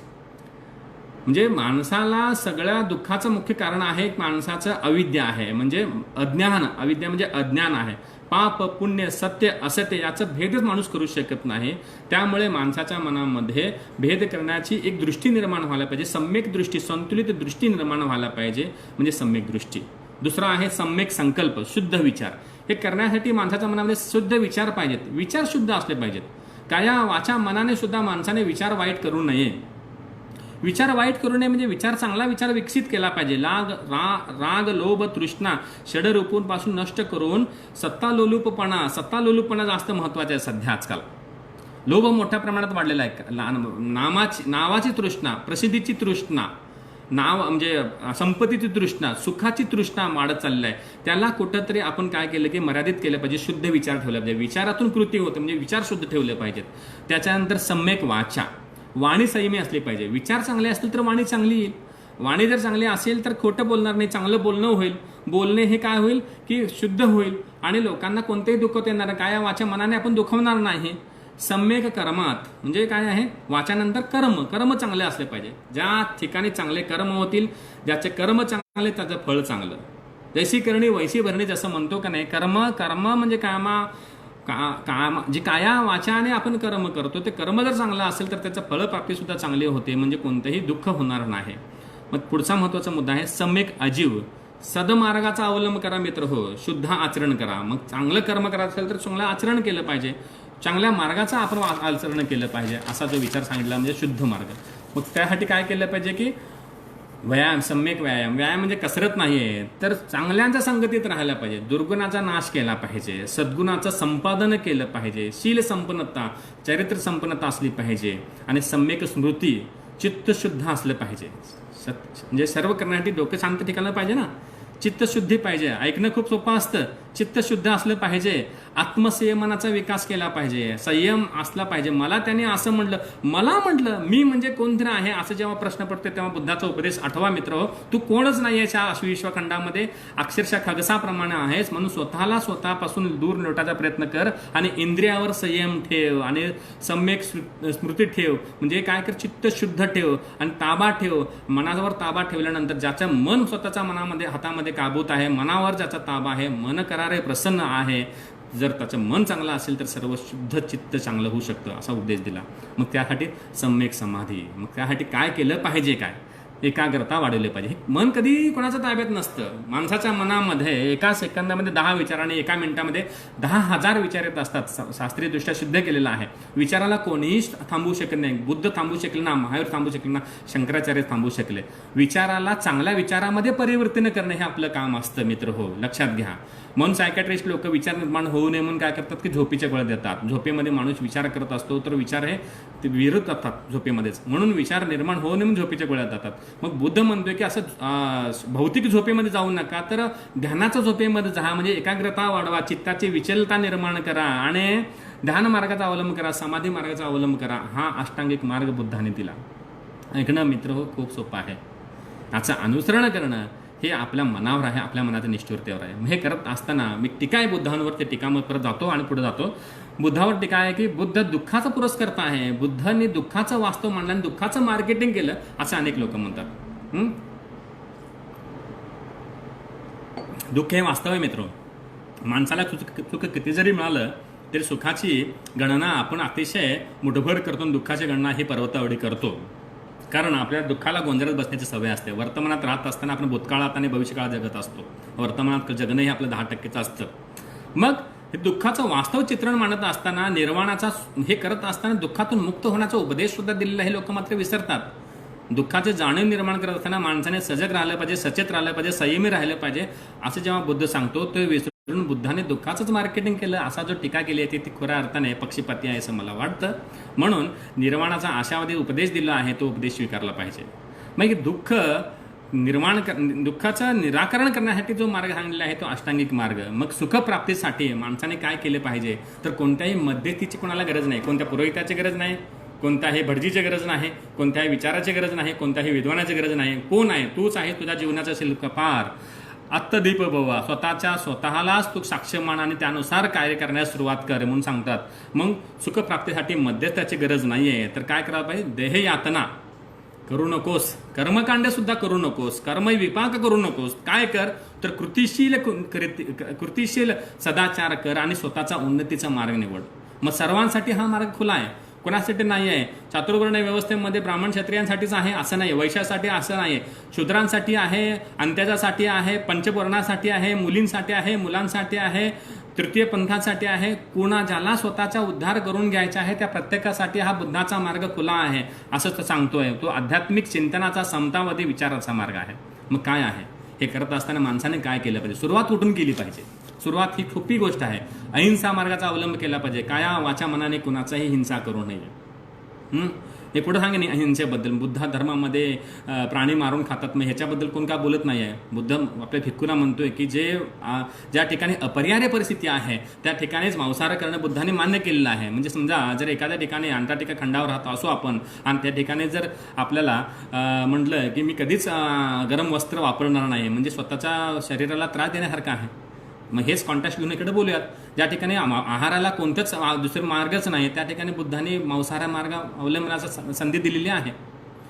मग हे करत असताना त्याने सांगितलेलं आहे की जे आहार हे स्वतःसाठीच निर्माण केलं असं ऐकिवात जरी असेल तर ते खायचं नाही आहे. पाहिलेलं असेल तर स्वतःसाठी निर्माण केलेलं आहे मांसाहार, ते सुद्धा खायचं नाही. तुम्हाला शंका जरी आल्या असेल की हे जे मांसाहार आहे ते माझ्यासाठी निर्माण केलं आहे तेव्हा सुद्धा खायचं नाही. अपरिहार्य परिस्थिती असताना सुद्धा खायचं नाही. म्हणून बुद्धाने मांसाहार अशा अपरिहार्य परिस्थितीमध्ये स्वीकारला, परंतु त्याला कोणतंही प्रलोभनाचं दालन ओपन करून दिलेलं नाही किंवा द्वार ओपन करून दिलेलं नाही. मग पुढं म्हणतात की बुद्ध म्हणतात की पंचशिलाचा अवलंब करा, अहिंसा मार्गाचा अवलंब करा, सत्याचरण करा. सत्यचरण केलं पाहिजे. सत्य हे सर्वात महत्त्वाचं आहे, लक्षात घ्या. अस्थेय म्हणजे द्वेष करू नका, चौर्य कर्म करू नका, दुसऱ्याचं आहे त्याची अपेक्षा करू नका.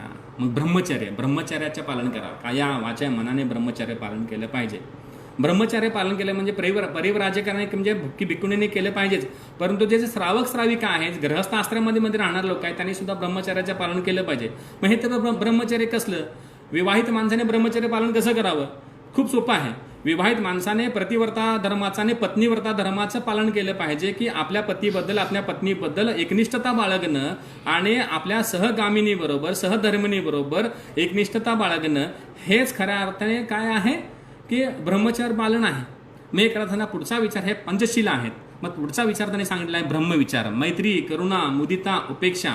प्राणी मात्रावर मैत्री करा, करुणा म्हणजे दयाभाव बाळगावा, मुदिता म्हणजे आनंद करा, कोणत्याही गोष्टीची उपेक्षा करू नका, असा मार्ग सांगितला. त्याच्यानंतर बुद्धांनी सांगितलेला जो मार्ग आहे तो म्हणजे 10 पारमिता सांगितलेल्या आहेत.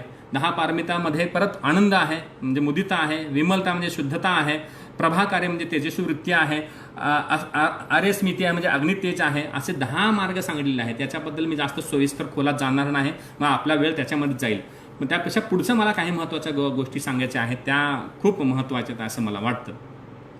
मग परत प्रश्न निर्माण होतो की बौद्ध धर्म हा वेगळा काय आहे, बौद्ध धर्मातील अव्यक्त काय आहे, बौद्ध धर्म हा आत्म्याला, परमात्म्याला, देवाला आपण का नाकारतो, बौद्ध धर्म नाकारतो का शिवाय देतो का, किंवा बौद्ध धर्म हा प्रतारणा करतो का, बौद्ध धर्म हा देवाला नाकारतो म्हणजे देवाचं अस्तित्वच नाकारतो का, याच्याबद्दल अनेक मतांतरे आहेत. मग त्याच्यामध्ये अव्यक्त नावाचा सिद्धांत आहे बौद्ध धर्मामध्ये. निर्वाणामध्ये जात असताना, निर्वाण मार्गाचा अवलंब करत असताना बौद्ध धर्मामध्ये बौद्ध म्हणतो की निर्वाण मार्गातील हे अडथळे आहेत, 10 अडथळे आहेत. जग नित्य आहे का अनित्य आहे, आत्मा आहे का परमात्मा आहे का स्वर्ग आहे का नरक आहे, देहचित्त आहे का अतिचित्त आहे, आत्मा एक आहे का 2 आहेत, आत्मा परमात्मामध्ये विलीन होतं का, याच्याबद्दल बुद्धाने कोणतंच वक्तव्य केलं नाही. अव्यक्त आहेत, आहे असं सुद्धा म्हणलं नाही, नाही असं सुद्धा म्हणलं नाही. त्याचं अस्तित्व मात्र स्थिर मानलेलं आहे, नास्तित्व मात्र नाकारलेलं आहे. मग नाकारलं काय आहे हे मला माहीतच नाही तर मी स्वीकारू का, असा जो अव्यक्तवादाचा विचार आहे तो कुणाची प्रतारणा करणारा, कुणाला शिवी देणारा, कुणाचं अस्तित्व हे माझ्या लेखी आहे असं न मानणारा आहे. म्हणून बुद्ध हे अव्यक्त आहेत, कुणाची निर्भस्तना करत नाहीत, म्हणून ते अव्यक्त आहेत. मग हे करत असताना मग काय आहे जगामध्ये वास्तव काय आहे, वास्तव एकच आहे की कारणानुसार कार्य संभवतं. प्रत्येक गोष्टीच्या मागचं कारण असतं. मी तुमच्यापर्यंत व्याख्यान देतो याचं कारण असं आहे की माझा अभ्यास आहे, लॉकडाऊन चालू आहे, तुम्ही ऐकायला तयार आहात, मला काहीतरी माझा विचार तुमच्यापुढे मांडायचा आहेत, आणि कारण काय आहे तर तुम्हाला सुद्धा काहीतरी ग्रहण करायचं आहे. म्हणजे कारण आणि कार्य याच्यामध्ये काहीतरी सहसंबंध आहे. असं जीवनामध्ये प्रत्येक अवस्थेमध्ये, प्रत्येक घटनेमध्ये कार्यकारणभाव सिद्धांत आहे. हा सिद्धांत जो सांगितला आहे त्याला म्हणजे प्रतित्य समुत्पाद सिद्धांत, त्याला पटिच्य समुत्पाद सिद्धांत म्हणलेला आहे. कार्यानुसार कारणानुसार कार्य संभवतं, कारण हे क्रिया असेल तर कार्य हे प्रतिक्रिया आहे, असा त्याने मांडलेला मुद्दा आहे. म्हणजे मानवाच्या मग त्यासाठी प्रतीक घेतलं त्याने. काय प्रत्येक घेतलं, प्रत्येक माणसाचं आयुष्य घेतलं. म्हणजे माणसाचं आयुष्य निर्माण होत असताना 12 अवस्था सांगितल्यात. त्या 12 अवस्था काय आहेत तर अविद्या म्हणजे वाईट सवयीमुळे माणसाचा पहिल्यांदा जन्म होतो. वाईट सवयीतून कर्म म्हणजे संस्कार, संस्कारातून निर्माण होतो विज्ञान, विज्ञान म्हणजे कर्मसंचय, त्याच्यातून निर्माण होतं भौतिक देह म्हणजे काय नामरूप, नामरूपातून निर्माण होतं षडयातन म्हणजे पंचेंद्रिय आणि मन, ह्या 4-6 इंद्रियांचे मिळून माणसाच्या मनामध्ये अनेक गोष्टीबद्दल प्रलोभन निर्माण होतात. 6 इंद्रियातून निर्माण होतं स्पर्श, स्पर्शाचं निर्माण होतं म्हणजे कोणतेही हाव निर्माण होतं, प्रलोभन निर्माण होतात. स्पर्शातून निर्माण होते संवेदना, तृष्णा म्हणजे परत इच्छा निर्माण होते, इच्छेतून निर्माण होतं, तृष्णेतून निर्माण होतं भवतृष्णा म्हणजे तृष्णेचं उग्र रूप म्हणजे काय उपादान, उपादानातून निर्माण होतं जन्म मृत्यू भवसागराचं अवस्था, आणि ह्या भवसागरातून निर्माण होतं जाती म्हणजे जन्म निर्माण होतं, आणि जातीतून म्हणजे माणसाचा जन्म निर्माण झाला, एकदा जन्म निर्माण झाला तर परत माणूस जन्म आणि मृत्यूमध्ये काय होतो अडकून बसतो, आणि अडकून बसलेल्या फेऱ्यामध्येच अडकतो. म्हणजे ही 12 अवस्था आहेत. प्रत्येक अवस्था दुसऱ्या अवस्थेचं कारण आहे, दुसरी अवस्था तिसऱ्याचं कारण आहे, तिसरी चौथ्यात 5व्याचं, असं 12 अवस्थेचं वर्णन बुद्ध करतात. आणि त्याच्यातून बाहेर पडत असेल तर पहिल्यांदा काय करेल, पहिल्या अवस्थेलाच आपल्याला छेद द्यावं लागेल, म्हणजे अविद्येला म्हणजे वाईट सवयीला संपवावं लागेल. जेव्हापर्यंत आपण वाईट सवयीला संपवत नाही तोपर्यंत आपण काय करत नाही, स्वतःचा उद्धार करू शकत नाही. उद्धाराच्या मार्गाबद्दल बुद्ध खूप बोलतात, लक्षात घ्या. मग कर्मावर आधारित कर्माची फळं आपल्याला भोगायची आहेत. मग हिंदू धर्मातील कर्मसिद्धांत आणि बौद्ध धर्मातील कर्मसिद्धांतामध्ये फरक आहे, त्याच्याबद्दल मी बोलेनच. परंतु हे सांगत असताना कारणाशिवाय कार्य संभवत नाही, मग कार्य होत नाही याच्या मागचं कारण महत्त्व समजून घेतलं पाहिजे. आपण कारणच शोध घेत नाही. एखादा वकील असेल, एखादा इतिहासकार असेल, एखादा डॉक्टर असेल, तर आपल्या व्यवसायामध्ये काम करत असताना अशी समस्या का उद्भवली याच्याबद्दल पहिल्यांदा कारणाचा शोध घेतो. कारणाचा शोध घेतल्यानंतर त्याला क्रिया कळते, क्रियानंतरची प्रतिक्रिया म्हणजे परिणाम आहेत. म्हणजे ह्या जीवनाची मेथोडॉलॉजी आहे मित्र हो. हा फक्त धार्मिक सिद्धांत नाही आहे, हे जीवन जगत असताना आपण कार्य समजून घेतलं पाहिजे. कारण एक नाही आहे. मग ते म्हणतात की बुद्धाने एक उपदेश दिला की 7 आंधळ्या आहेत आणि 7 आंधळ्याला समजा जर आपण एका हत्तीच्या मूर्तीजवळ नेलं तर हत्ती एखाद्याला सोंडेप्रमाणे म्हणजे एखाद्या मोठ्या एखाद्या नळकांडीप्रमाणे वाटेल, एखाद्याला खांबाप्रमाणे वाटेल, पाय त्याचे शेपट्याला पकडल्यानंतर झाडूप्रमाणे वाटेल, कानाला पकडल्यावर सुपाप्रमाणे वाटेल. या 7 लोकांचे 7 संकल्पना असतील. या 7 संकल्पनाला एकत्र करून हातीचे एक समग्र चित्र तयार होऊ शकेल. म्हणजेच काय मित्रांनो, जीवन जगत असताना एखादी घटना घडत असताना त्याच्या मागचं एकच कारण आहे असं नाहीये. सासू सुनांचं भांडण होतं, मित्रांचं भांडण होतं, नवरा बायकोचं भांडण होतं असताना एकच कारण असतं नसतं. त्याला अनेक कारणं असतात. भौतिक कारणं असतात, शारीरिक कारणं असतात, मानसिक कारणं असतात, स्वभावाच्या परिस्थितीचे कारणं असतात, भूतकाळाचे कारणं असतात, वर्तमानाचे संदर्भ असतात. या सगळ्या संदर्भाचा विचार करून साकल आणि समस्या समजून घ्या आणि समस्येवरचा उपाय शोधायचा प्रयत्न करा. उपाय दुसरं कोण शोधणार नाही तर आपणच शोधणार आहे असा विचार म्हणजे काय आहे. समस्येचे पहिल्यांदा निर्मितीचं अविद्या म्हणजे काय, अज्ञान, त्याला छेद द्या असं बुद्ध म्हणतो. मग कर्म सिद्धांताबद्दल बुद्ध काय म्हणतात याच्याबद्दल सांगतात की अगुत्तर निकायामध्ये बुद्ध म्हणतात की माझे कर्म हा माझा वारसा आहे. मी जे कर्म करतोय तोच माझा वारसा आहे. माझं कर्म हे माझी कूस आहे, जिला मला धारण केलेलं आहे. कर्माचा मी आश्रयदाता आहे. माझ्या कर्मामध्येच माझ्या जीवनाचं रहस्य दडलेलं आहे. मग काय आहे, कर्म हे मानवाचे स्वतःने निर्माण केलेले आहेत. ते कोण दैवी चमत्कारातून अवतारातून निर्माण झालेले नाहीत, ते माझ्या कृतीतून निर्माण झालेले आहेत. मला समजा जर माझं वजन वाढलेलं आहे, 90-100 किलो वाढलेलं आहे, तर याचं मागचं कारण काय आहे, तर मी चैनी विलासी राहतो, मी व्यायाम करत नाही आहे, मला स्वतःला त्रास द्यायचा नाही आहे व्यायाम करून. हे जे आहे, ही जी वृत्ती आहे त्या मागचं कारण आहे की जाडेपणाचं. मी जर अभ्यास करत नसेल तर माझ्यामध्ये विद्वत्ता निर्माण होणार नाही. याचा अर्थ काय आहे, माझ्या आळशीपणा आहे, माझ्या अविद्येचं कारण आहे. म्हणजे कोणत्याही कृतीने, माणसाच्या कृतीने कारण निर्माण होतात. कर्मानुसार माणसाचं फळ प्राप्ती होत असते. म्हणून दैवी चमत्कार, दैव देईल आणि चमत्कार होईल. कोणता तर आत्मा परमात्मा निर्माण होईल आणि काय होईल की आमच्या दुःखाचं निराकरण करेल. जेव्हा जेव्हा काहीतरी एखाद्या समाजामध्ये वाईट कृत्य होतात त्यावेळेला कोणतर अवतार येईल असा विचाराला, अवतारवादी संकल्पनेला बुद्ध छेद देतोय. म्हणतोय की तुमच्या कर्माला, तुमच्या विचाराला तुम्हीच कारणीभूत आहात. तुमच्या अविद्येला, तुमच्या सगळ्या अवस्थेला तुमचे कर्म कारणीभूत आहेत. म्हणून कर्म चांगले करा असं म्हणतात. कर्माला माणूस कारणीभूत आहे. दैववादाचा त्याग करून मानवाच्या बुद्धीला साक्ष देणारा जो विचार आहे तो बुद्धाने मांडलेला आहे. मग बुद्ध म्हणतात की दुसरा पुढचा मुद्दा म्हणजे गौतम बुद्धाच्या विचारामधला आहे, बौद्ध धर्मामध्ये पुनर्जन्म आहेत का. पुन्हा एकदा म्हणतात की मग हिंदू धर्मातील पुनर्जन्म आणि बौद्ध धर्मातील पुनर्जन्म याच्यामध्ये काय फरक आहे का, तर मोठ्या प्रमाणात फरक आहे मित्र. हिंदू धर्मामध्ये आत्मा आणि परमात्मा हे एकच आहेत असं म्हणले आहे. अद्वैत सिद्धांत शंकराचार्याने मांडलेला आहे. आत्म्याचा संगम हा परमात्म्याचे होतो. माणसाचं शरीर हे काय आहे, वस्त्र आहे. वस्त्र जुनं झाल्यानंतर माणूस मरतो आणि म्हणजे आत्मा बाहेर जातो आणि परमात्म्याशी विलीन होतो, जर मोक्ष मिळतो. नाही मिळाला तर तो काय जन्म मरणाचा फेरा सुटण्यासाठी दुसऱ्या एखाद्या परत जन्मामध्ये एखाद्या किड्या मुंगीच्या, प्राण्यांच्या किंवा माणसाच्या परत वस्त्र धारण करतो आणि जन्म घेतो असा एक सिद्धांत सांगितलेला आहे. तो म्हणजे काय, पुनर्जन्म सिद्धांत. बौद्ध धर्मातील पुनर्जन्म सिद्धांत हा वैदिक धर्मातील किंवा ब्राह्मण धर्मातील किंवा हिंदू धर्मातील पुनर्जन्म सिद्धांतापेक्षा वेगळा सिद्धांत आहे. आत्मा आणि परमात्मा नाहीतच त्याच्याबद्दल अव्यक्त करून कर्म हेच पुनर्जन्माचे कारण आहे असं बौद्ध धर्म म्हणतो.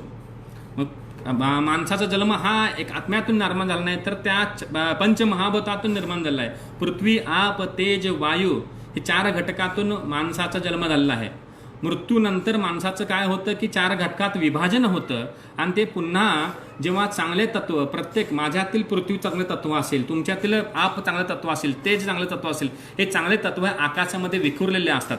हे विखुरलेल्या तत्वांचं एकत्रीकरण होऊन त्या चांगल्या तत्वांचा मिळून एक वेगळा जन्म तयार होतो.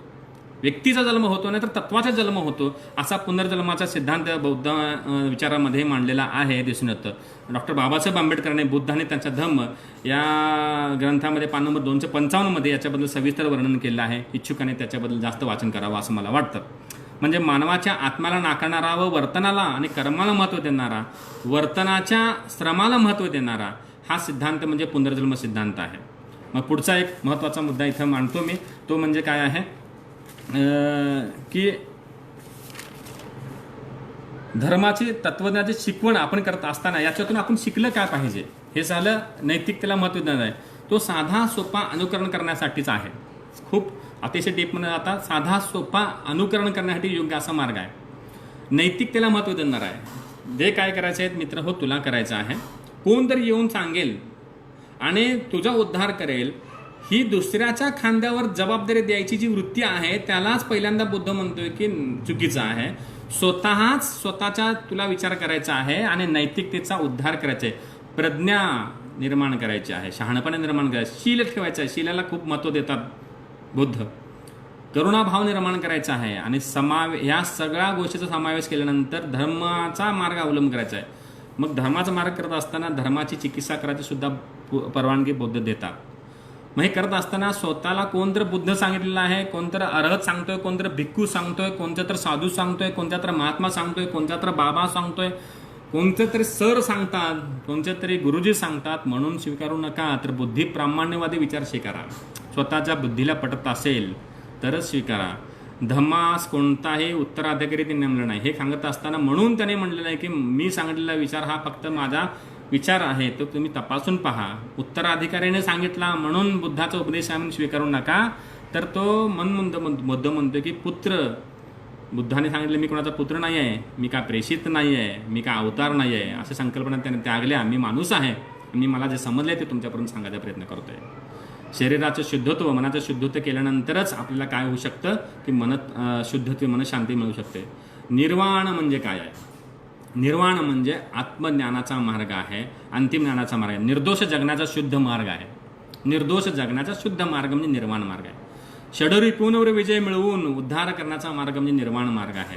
मग कर्मास महत्त्व देतात, कर्मफळास महत्त्व देतात, दैववादास नाकारतात, वैज्ञानिक दृष्टिकोनाचा स्वीकार करतात, बुद्धिवादी दृष्टिकोनात स्वीकारतात. वैज्ञानिक दृष्टिकोन खूप महत्त्वाचा आहे. कारण, कार्य, परिणाम, त्याच्यानंतर कर्म आणि त्याच्यानंतर सदाचरण हे विज्ञानवादी विचार आहे.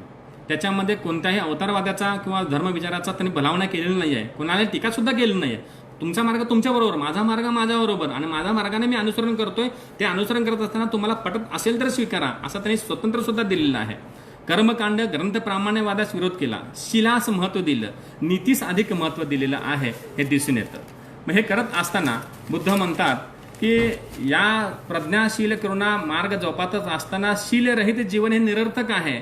शांतता, संयम मनामध्ये बाळगला पाहिजे आणि प्राणी मात्राशी, आपल्या बंधुभावाशी मैत्रीभाव जोपासला पाहिजे. चीड, राग, लोभ आणणारे प्रसंग समाजामध्ये अनेक येत असतात, त्यावेळेला संयम बाळगला पाहिजे, मनशांती ठेवली पाहिजे, व्यक्ती विकास केला पाहिजे आणि व्यक्ती विकासातून समाज विकास केला पाहिजे. समता हा विचार त्यांनी दिलेला आहे. धर्माचा उपयोग हा स्वतःचा उद्धार करणं हा मर्यादित उद्देश नाही आहे. मी माझा उद्धार करतो म्हणजे समाजाचा उद्धार होईल असं नसतं. माझ्या उद्धाराबरोबरच समाजाचा उद्धार सुद्धा झाला पाहिजे. उच्च नीच भाव हा समाजात निर्माण झाला पाहिजे आणि आदर्श असा जनकल्याणाचा मार्ग त्याने सांगितला, तो म्हणजे धर्मविचार म्हणजे धम्म आहे. हे करत असताना बुद्धाच्या शिकवणुकीविषयी मार्गक्रमण करत असताना बुद्ध अतिशय स्वतःची परखड चिकित्सा करतात. मित्रहो, लक्षात घ्या की धर्मग्रंथाची चिकित्सा करायचा आपल्याला अधिकार आहे का? बघा, एखादा धार्मिक विधी घरामध्ये होत असताना त्याला प्रश्न विचारा, असं का करतात? बस तू काय मोठा लागून गेलेस का? शहाणपणा करू नकोस. परंपरेने चालत आलेलं आहे, त्याचं आपण पालन केलं पाहिजे. आपण आपल्या लोकांना सांगितलं जातं, वाट वडिलांनी सांगून ठेवलेलं आहे, त्याचं वाचन न करता तुम्ही काय करताय की त्याला चॅलेंज करताय. म्हणजे चिकित्सा करायचा अधिकार आता नाही आहे. तर त्यावेळेला बुद्ध म्हणतोय की मी माझ्या धर्माची चिकित्सा करायचा अधिकार सर्वांना देतोय. चिकित्सा म्हणजे तपासणी करायचा अधिकार, खऱ्या खोटाची पडताळणी करायचा अधिकार. मग परखड मत म्हणतात, केवळ मी सांगितलं म्हणून त्याचा स्वीकार करू नका मित्र हो. तर्काच्या सूक्ष्मतेवर, वादविवादाच्या कसोटीवर, कुशलतेवर वर येऊन जर विश्वसनीय असेल, समजुतीला पटत असेल, जर तुम्हाला त्याचा स्वीकार करावा असं वाटत असेल तरच उपदेश स्वीकारा. मी सांगितलं म्हणून स्वीकारू नका. जर तुम्हाला ते हितकारक वाटत असेल आणि त्याच्यामध्ये कोणताही सदोष मुद्दा असेल तर तो स्वीकारण्याचा, कल्याण करण्याचा मार्ग असेल तर स्वीकारा. आणि स्वतःचा समाजाचा कल्याण करणारा आणि शास्त्रीय दृष्टिकोनातून जर सिद्धतेच्या कसेतेवर येणारा मार्ग असेल तरच स्वीकारा. मी सांगितलं म्हणून स्वीकारू नका असं सुद्धा म्हणतोय. आणि मी सांगितलेलं सर्वच खरं आहे असं नाही आहे, तर त्याचा तुम्ही पडताळणी करा असं सांगतोय. हे करण्यासाठी बुद्धाने काय केलं की हा धम्म विचार दिला. आता सांगितलं की बुद्ध आणि त्याचा धम्म सांगितला. हा पुढचा एक महत्त्वाचा मुद्दा मी 10-15 मिनिटात सांगायचा प्रयत्न करतोय. म्हणजे त्यांचा धम्म सांगा काय आहे. बुद्धम शरणम गच्छामी, धम्मम शरणम गच्छामी, आणि तिसरा जो मुद्दा आहे संघम शरणम गच्छामी. बुद्धाने संघ निर्माण केले. धम्म प्रसार करणं, धर्म वाढवणं हा विचार बुद्धांचा प्रथमतः होता का, याच्याबद्दल सर्वस्व शासन काय आहे. बुद्धाने पहिल्यांदा पंचवर्गीय भिक्खूंना म्हणजे 5 आपल्या शिष्यांना उपदेश दिल्यानंतर त्याच्यानंतर तो विचार खूप लोकांना पटला. गया कश्यप, नंदी कश्यप, उर्वेरा कश्यप या पहिल्यांदा या शिष्याने त्यांचा धर्म स्वीकारला. 1000-2000 लोक झाले. बुद्ध 40 वर्ष चारिका करत म्हणजे प्रवचन करण्यासाठी पायी चालत प्रवास करत होते. पायी चालणं म्हणजे चारिक करणं. पीत वस्त्र धारण करत होते. चिवर परिधान करणे म्हणजे चिवीर म्हणजे वस्त्र परिधान करत होते. साधं वस्त्र परिधान करत होते. हातात गाठी घेऊन प्रवास करत राहणं, ते पण आधारासाठी.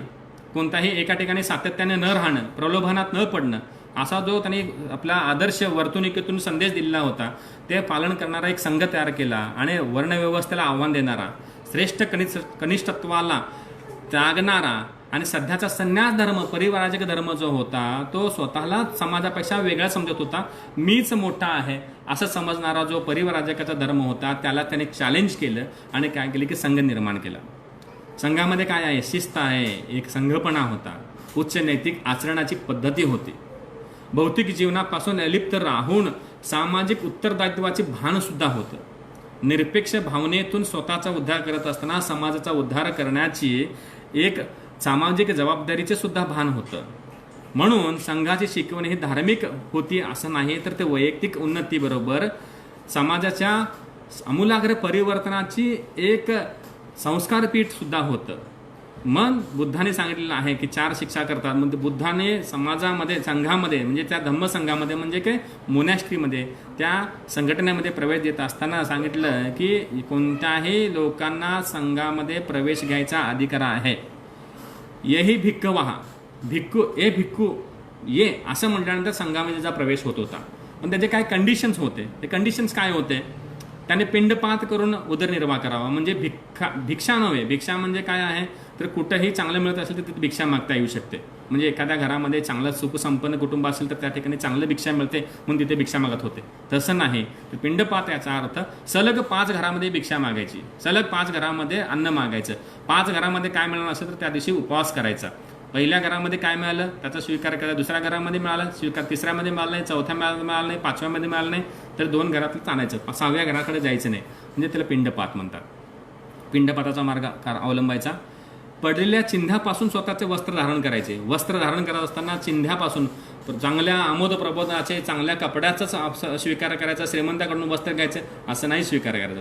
चिन्हापासून म्हणजे कोणत्याही भौतिक सुखाची अपेक्षा न करता अत्यंत सुखोपभोगाचा मार्ग त्यागून साध्या जीवन जगाचा मार्ग अवलंब करायचा. म्हणजे काय करायचं, चिन्हापासून वस्त्र धारण करायचे. वृक्षाच्या पायथ्याशी आपलं निवासस्थान करायचं. कुठल्याही कुणाच्या बंगल्यामध्ये, कुणाच्या महालामध्ये कुठेही राहायचं नाही, तर निसर्गाच्या सानिध्यात राहून वृक्षाच्या पायथ्यालाच आपलं निवासस्थान मानायचं किंवा निसर्गाच्या सानिध्यात राहायचं. गोमूत्र किंवा स्वमूत्राचाच वापर हा औषध म्हणून करायचा. भौतिक सुखाच्या मागे लागायचं नाही. हे 4 कंडिशन सांगितले. त्याच्यानंतर काय करायचं नाही, कसल्याही प्रकारचं मैथुन करायचं नाही, चोरी करायची नाही, कसल्याही परिस्थितीत स्वतःचा प्राणघात करायचा नाही, ध्यान मार्गाचा अवलंब करायचा. आणि स्वतःची असं उल्लंघन करायचं नाही की मला आत्मज्ञान प्राप्त झालं आहे, मी कोणतंही पराक्रम करू शकतो, मी कोणतंही काय करू शकतो, की प्रौढी मारायची नाही की मला पराक्रम करता येतात, मला काहीतरी चमत्कार करायची एक शक्ती मिळालेली आहे, असा विचार मांडायचा नाही, असं त्यांनी सांगितलं. मग त्यानंतर बुद्ध म्हणतात की भिक्खूने काय करायचं, भिक्खू कसा असला पाहिजे, तो गुलाम असता कामा नये, चोरी करता कामा नये, चोर असता कामा नये, खुनी असता कामा नये, सैनिक नसावा.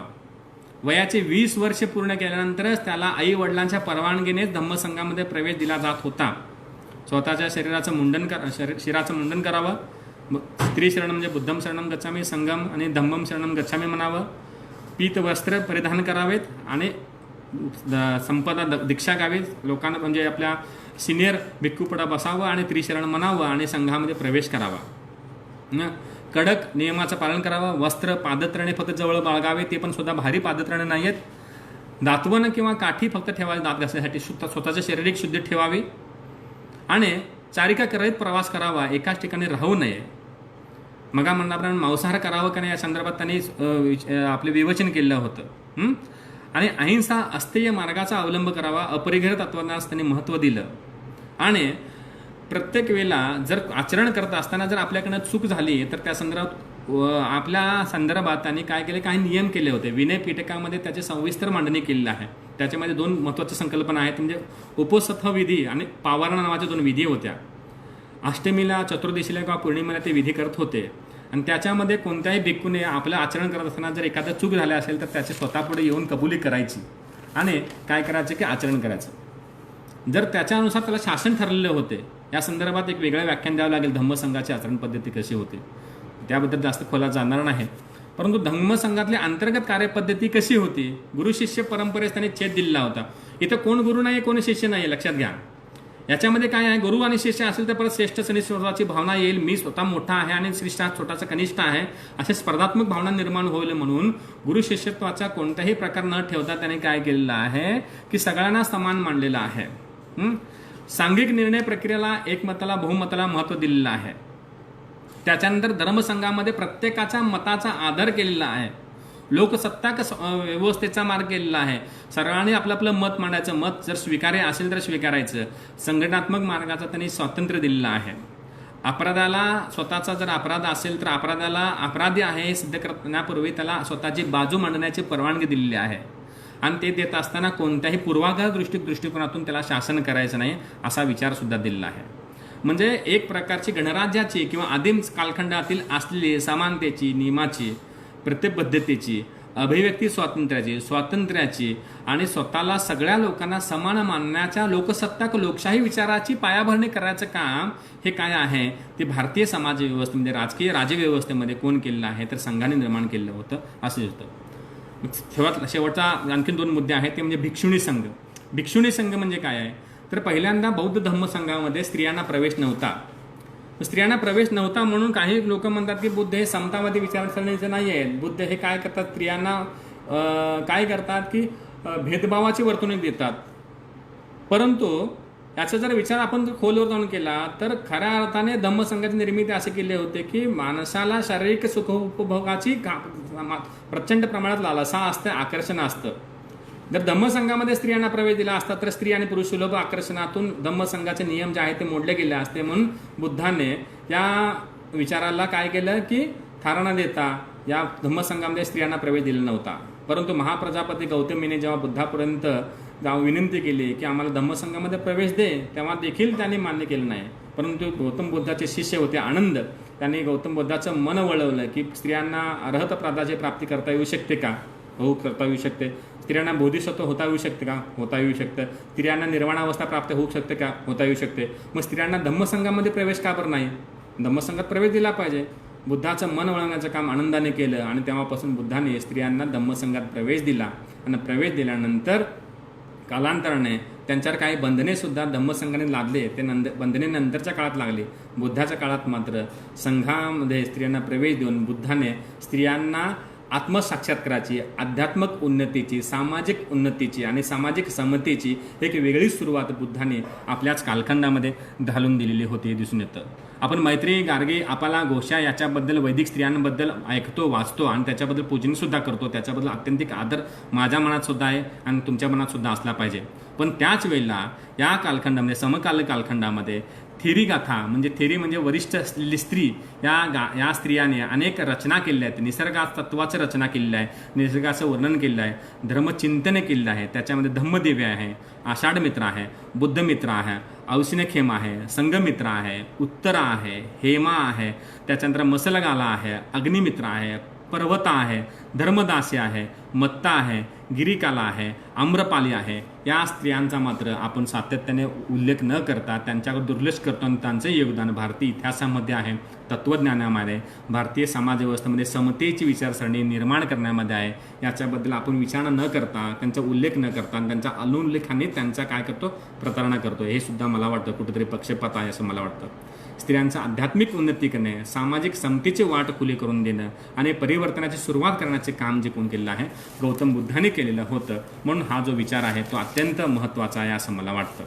मग हे करत असताना जाती व्यवस्थेत धम्मसंघामध्ये कुठलंही स्थान नव्हतं. उपाली नावाचा न्हावी असेल, आम्रपाली नावाचे गणिका असेल, शूद्र कुळातील अनेक लोक असतील, ब्राह्मण वर्णातील कश्यप नावाचे लोक असतील, या सगळ्या लोकांना बौद्ध धम्मसंघामध्ये स्थान दिलं होतं. जेव्हा धम्मसंघात प्रवेश घेत होता त्याचे जात धर्म हे गळून जात होते. तो सगळ्या अर्थाने धम्माचा उपासक बनत होता.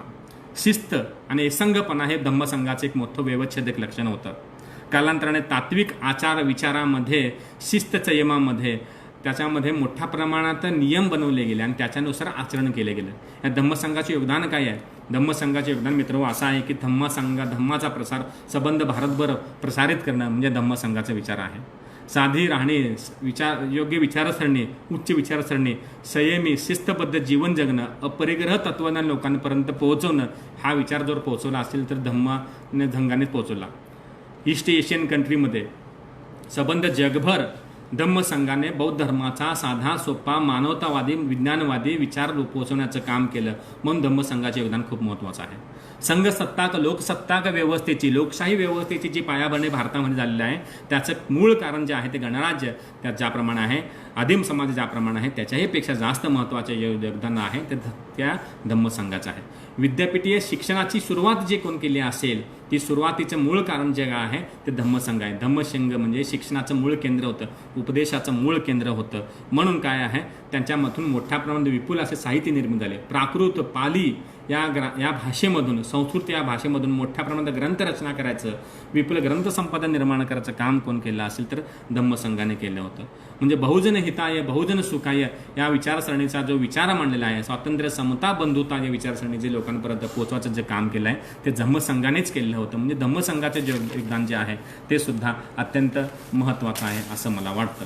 बौद्ध साहित्याचं सुद्धा महत्त्वाचं योगदान आहे. बौद्ध कालखंडामध्ये 4 धर्मपरिषदा झालेल्या होत्या. पहिली धर्मपरिषदा ही बुद्धाच्या निर्वाणानंतर लगेच झाली होती. बुद्ध मेल्यानंतर एका वृद्ध भिक्खूंना म्हटलं बरं झालं बुद्ध मेले, आता आपण कोणत्याही पद्धतीने वर्तन करण्यास मोकळे आहोत.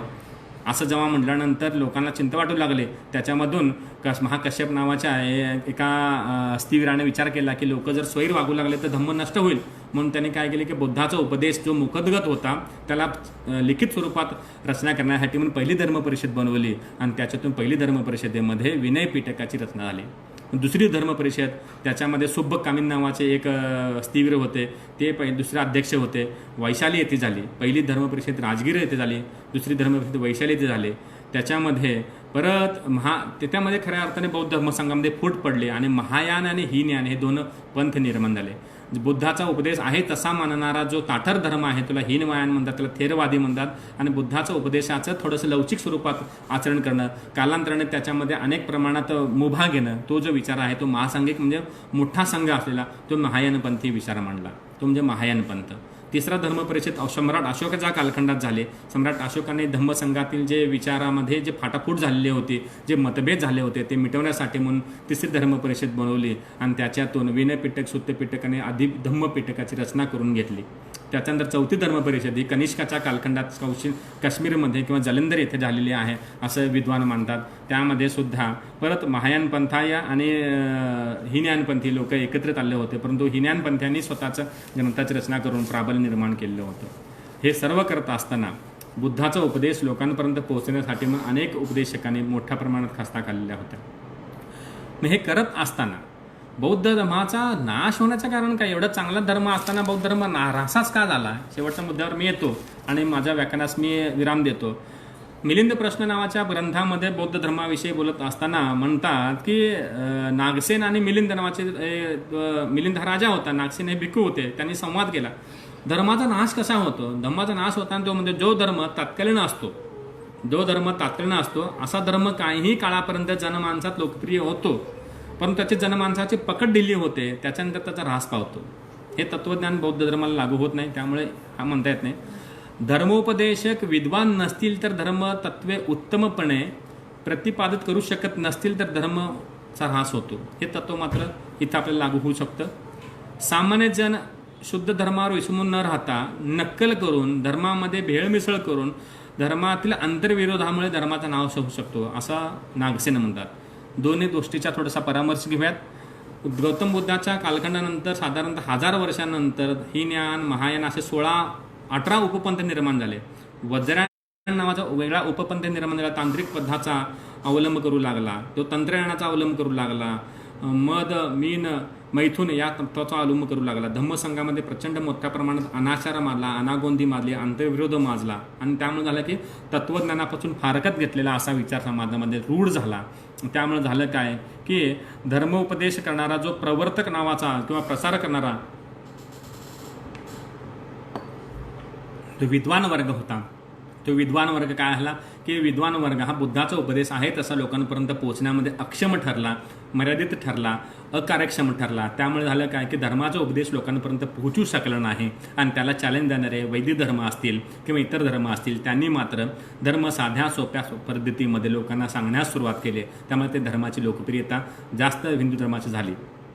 त्याच्यामध्ये शंकराचार्याचं वैदिक तत्त्वज्ञान जे त्यांनी सोपं करून सांगितलं त्या म्हणजे अद्वैत तत्त्वज्ञान असेल, शून्यवादाला दिलेलं, अनात्मवादाला दिलेलं चॅलेंज असेल, त्यामुळे त्याची खंडन मंडन करण्यामध्ये बौद्ध भिक्खू आणि प्रवर्तक किंवा बौद्ध भिक्खू असलेले जे लोक प्रसार करणारे लोक आहेत, उपदेशक आहेत, ते मर्यादित ठरल्यामुळे बौद्ध धर्माचा नाराज झाला. त्याचप्रमाणे धम्मसंघामध्ये अनाचार वाजला. धम्मसंघामध्ये मोठ्या प्रमाणात चैनी विलासी अनाचार वाजल्यामुळे सुद्धा झाला. त्याच्यानंतर राजाश्रय बौद्ध धर्माचा मोठ्या प्रमाणात कमी झाला. शंकराचार्यांनी संघटनात्मक अशी प्रहरी राज्यकाची संघटना निर्माण केली आहे. साम दाम दंड भेद या चारही मार्गाचा अवलंब करून शंकराचार्यांनी बौद्ध धर्माचे काय केलं की पराभव केला आणि अनेक भिक्खू भिक्खुणी हे भारतातून पलायन करून भारताचा त्याग करून दुसऱ्या देशामध्ये आश्रयास गेलेले होते.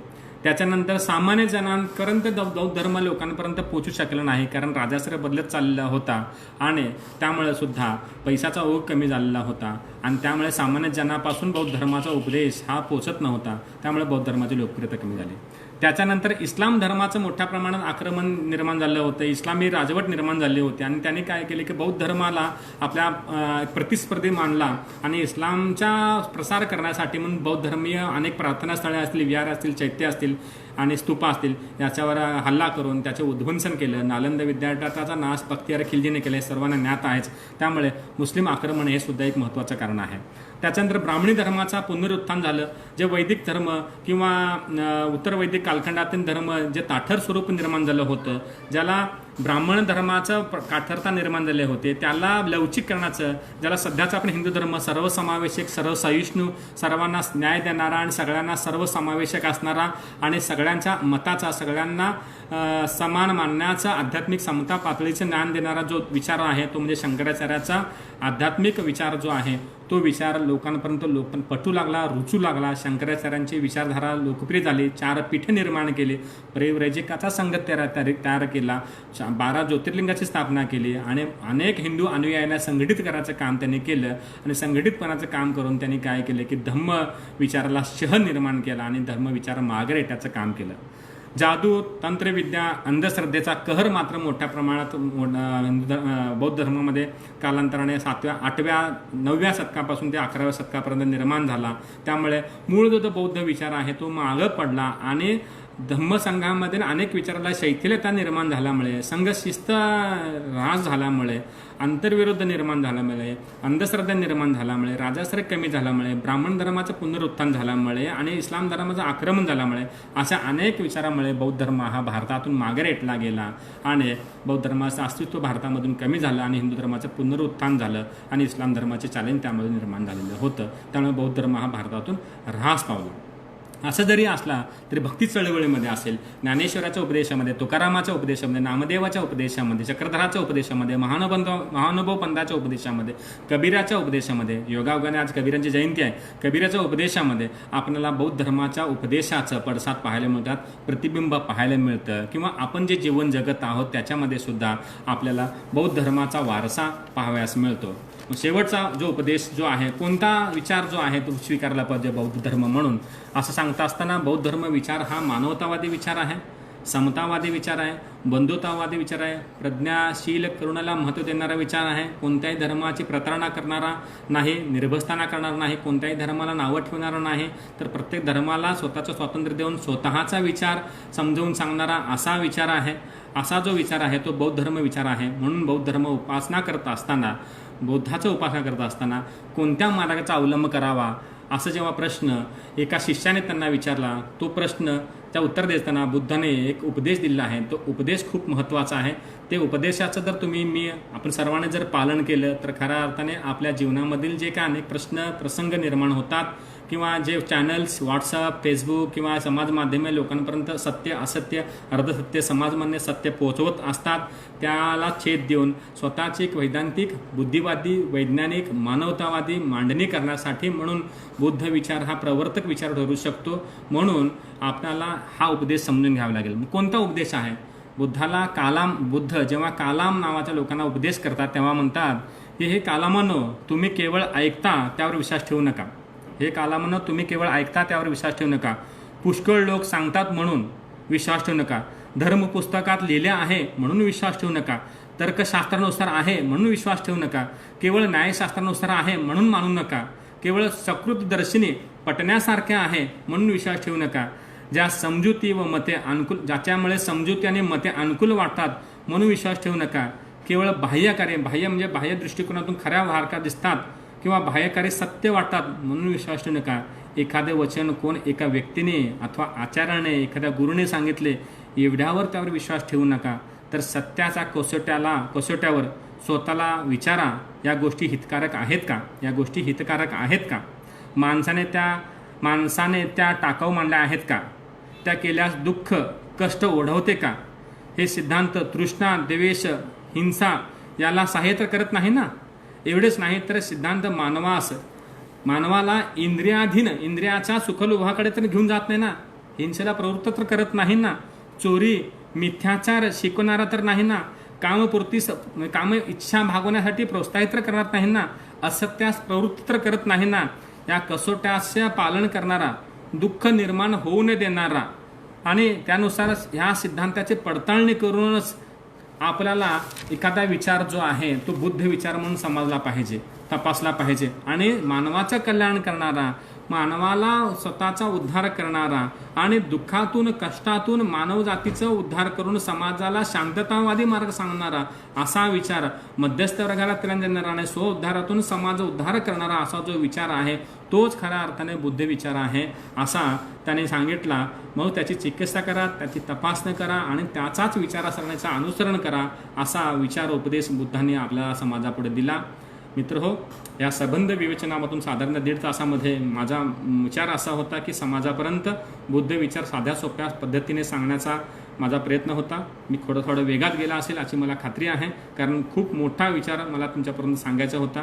अनेक हीनयानपंथ महायानपंथ म्हणजे काय आहे, त्याच्यानंतर बौद्ध वाङ्मय काय आहे, बौद्धांच्या अर्थशास्त्रामध्ये योगदान काय आहे, बौद्धाच्या पर्यावरणामध्ये योगदान काय आहे, आर्ट अँड आर्किटेक्चरमध्ये योगदान काय आहे, विज्ञानामध्ये योगदान काय आहे. आता नवीन प्रवाह निर्माण होत आहे एंगेज्ड बुद्धिझम सारखा, म्हणजे दहशतवादी नक्षलवादी त्याच्यानंतर राष्ट्रद्रोही विचार निर्माण होत असताना त्याला उपदेश कशा रीतीने करता यायला पाहिजे, अशा अनेक समकालीन विचारसुद्धा सध्या बौद्ध धर्माच्या अनुषंगाने खूप महत्त्वाचे आहेत. हे सगळे सर्व जरी खरं असलं तरी वेळेच्या मर्यादेचं मला भान ठेवता आलं पाहिजे होतं. म्हणजे न ठेवता तुमच्याशी अधिक अर्धा तास बोललेलो आहे, याच्याबद्दल मला क्षमा करा. सगळ्यांना बुद्ध विचाराच्या शुभेच्छा.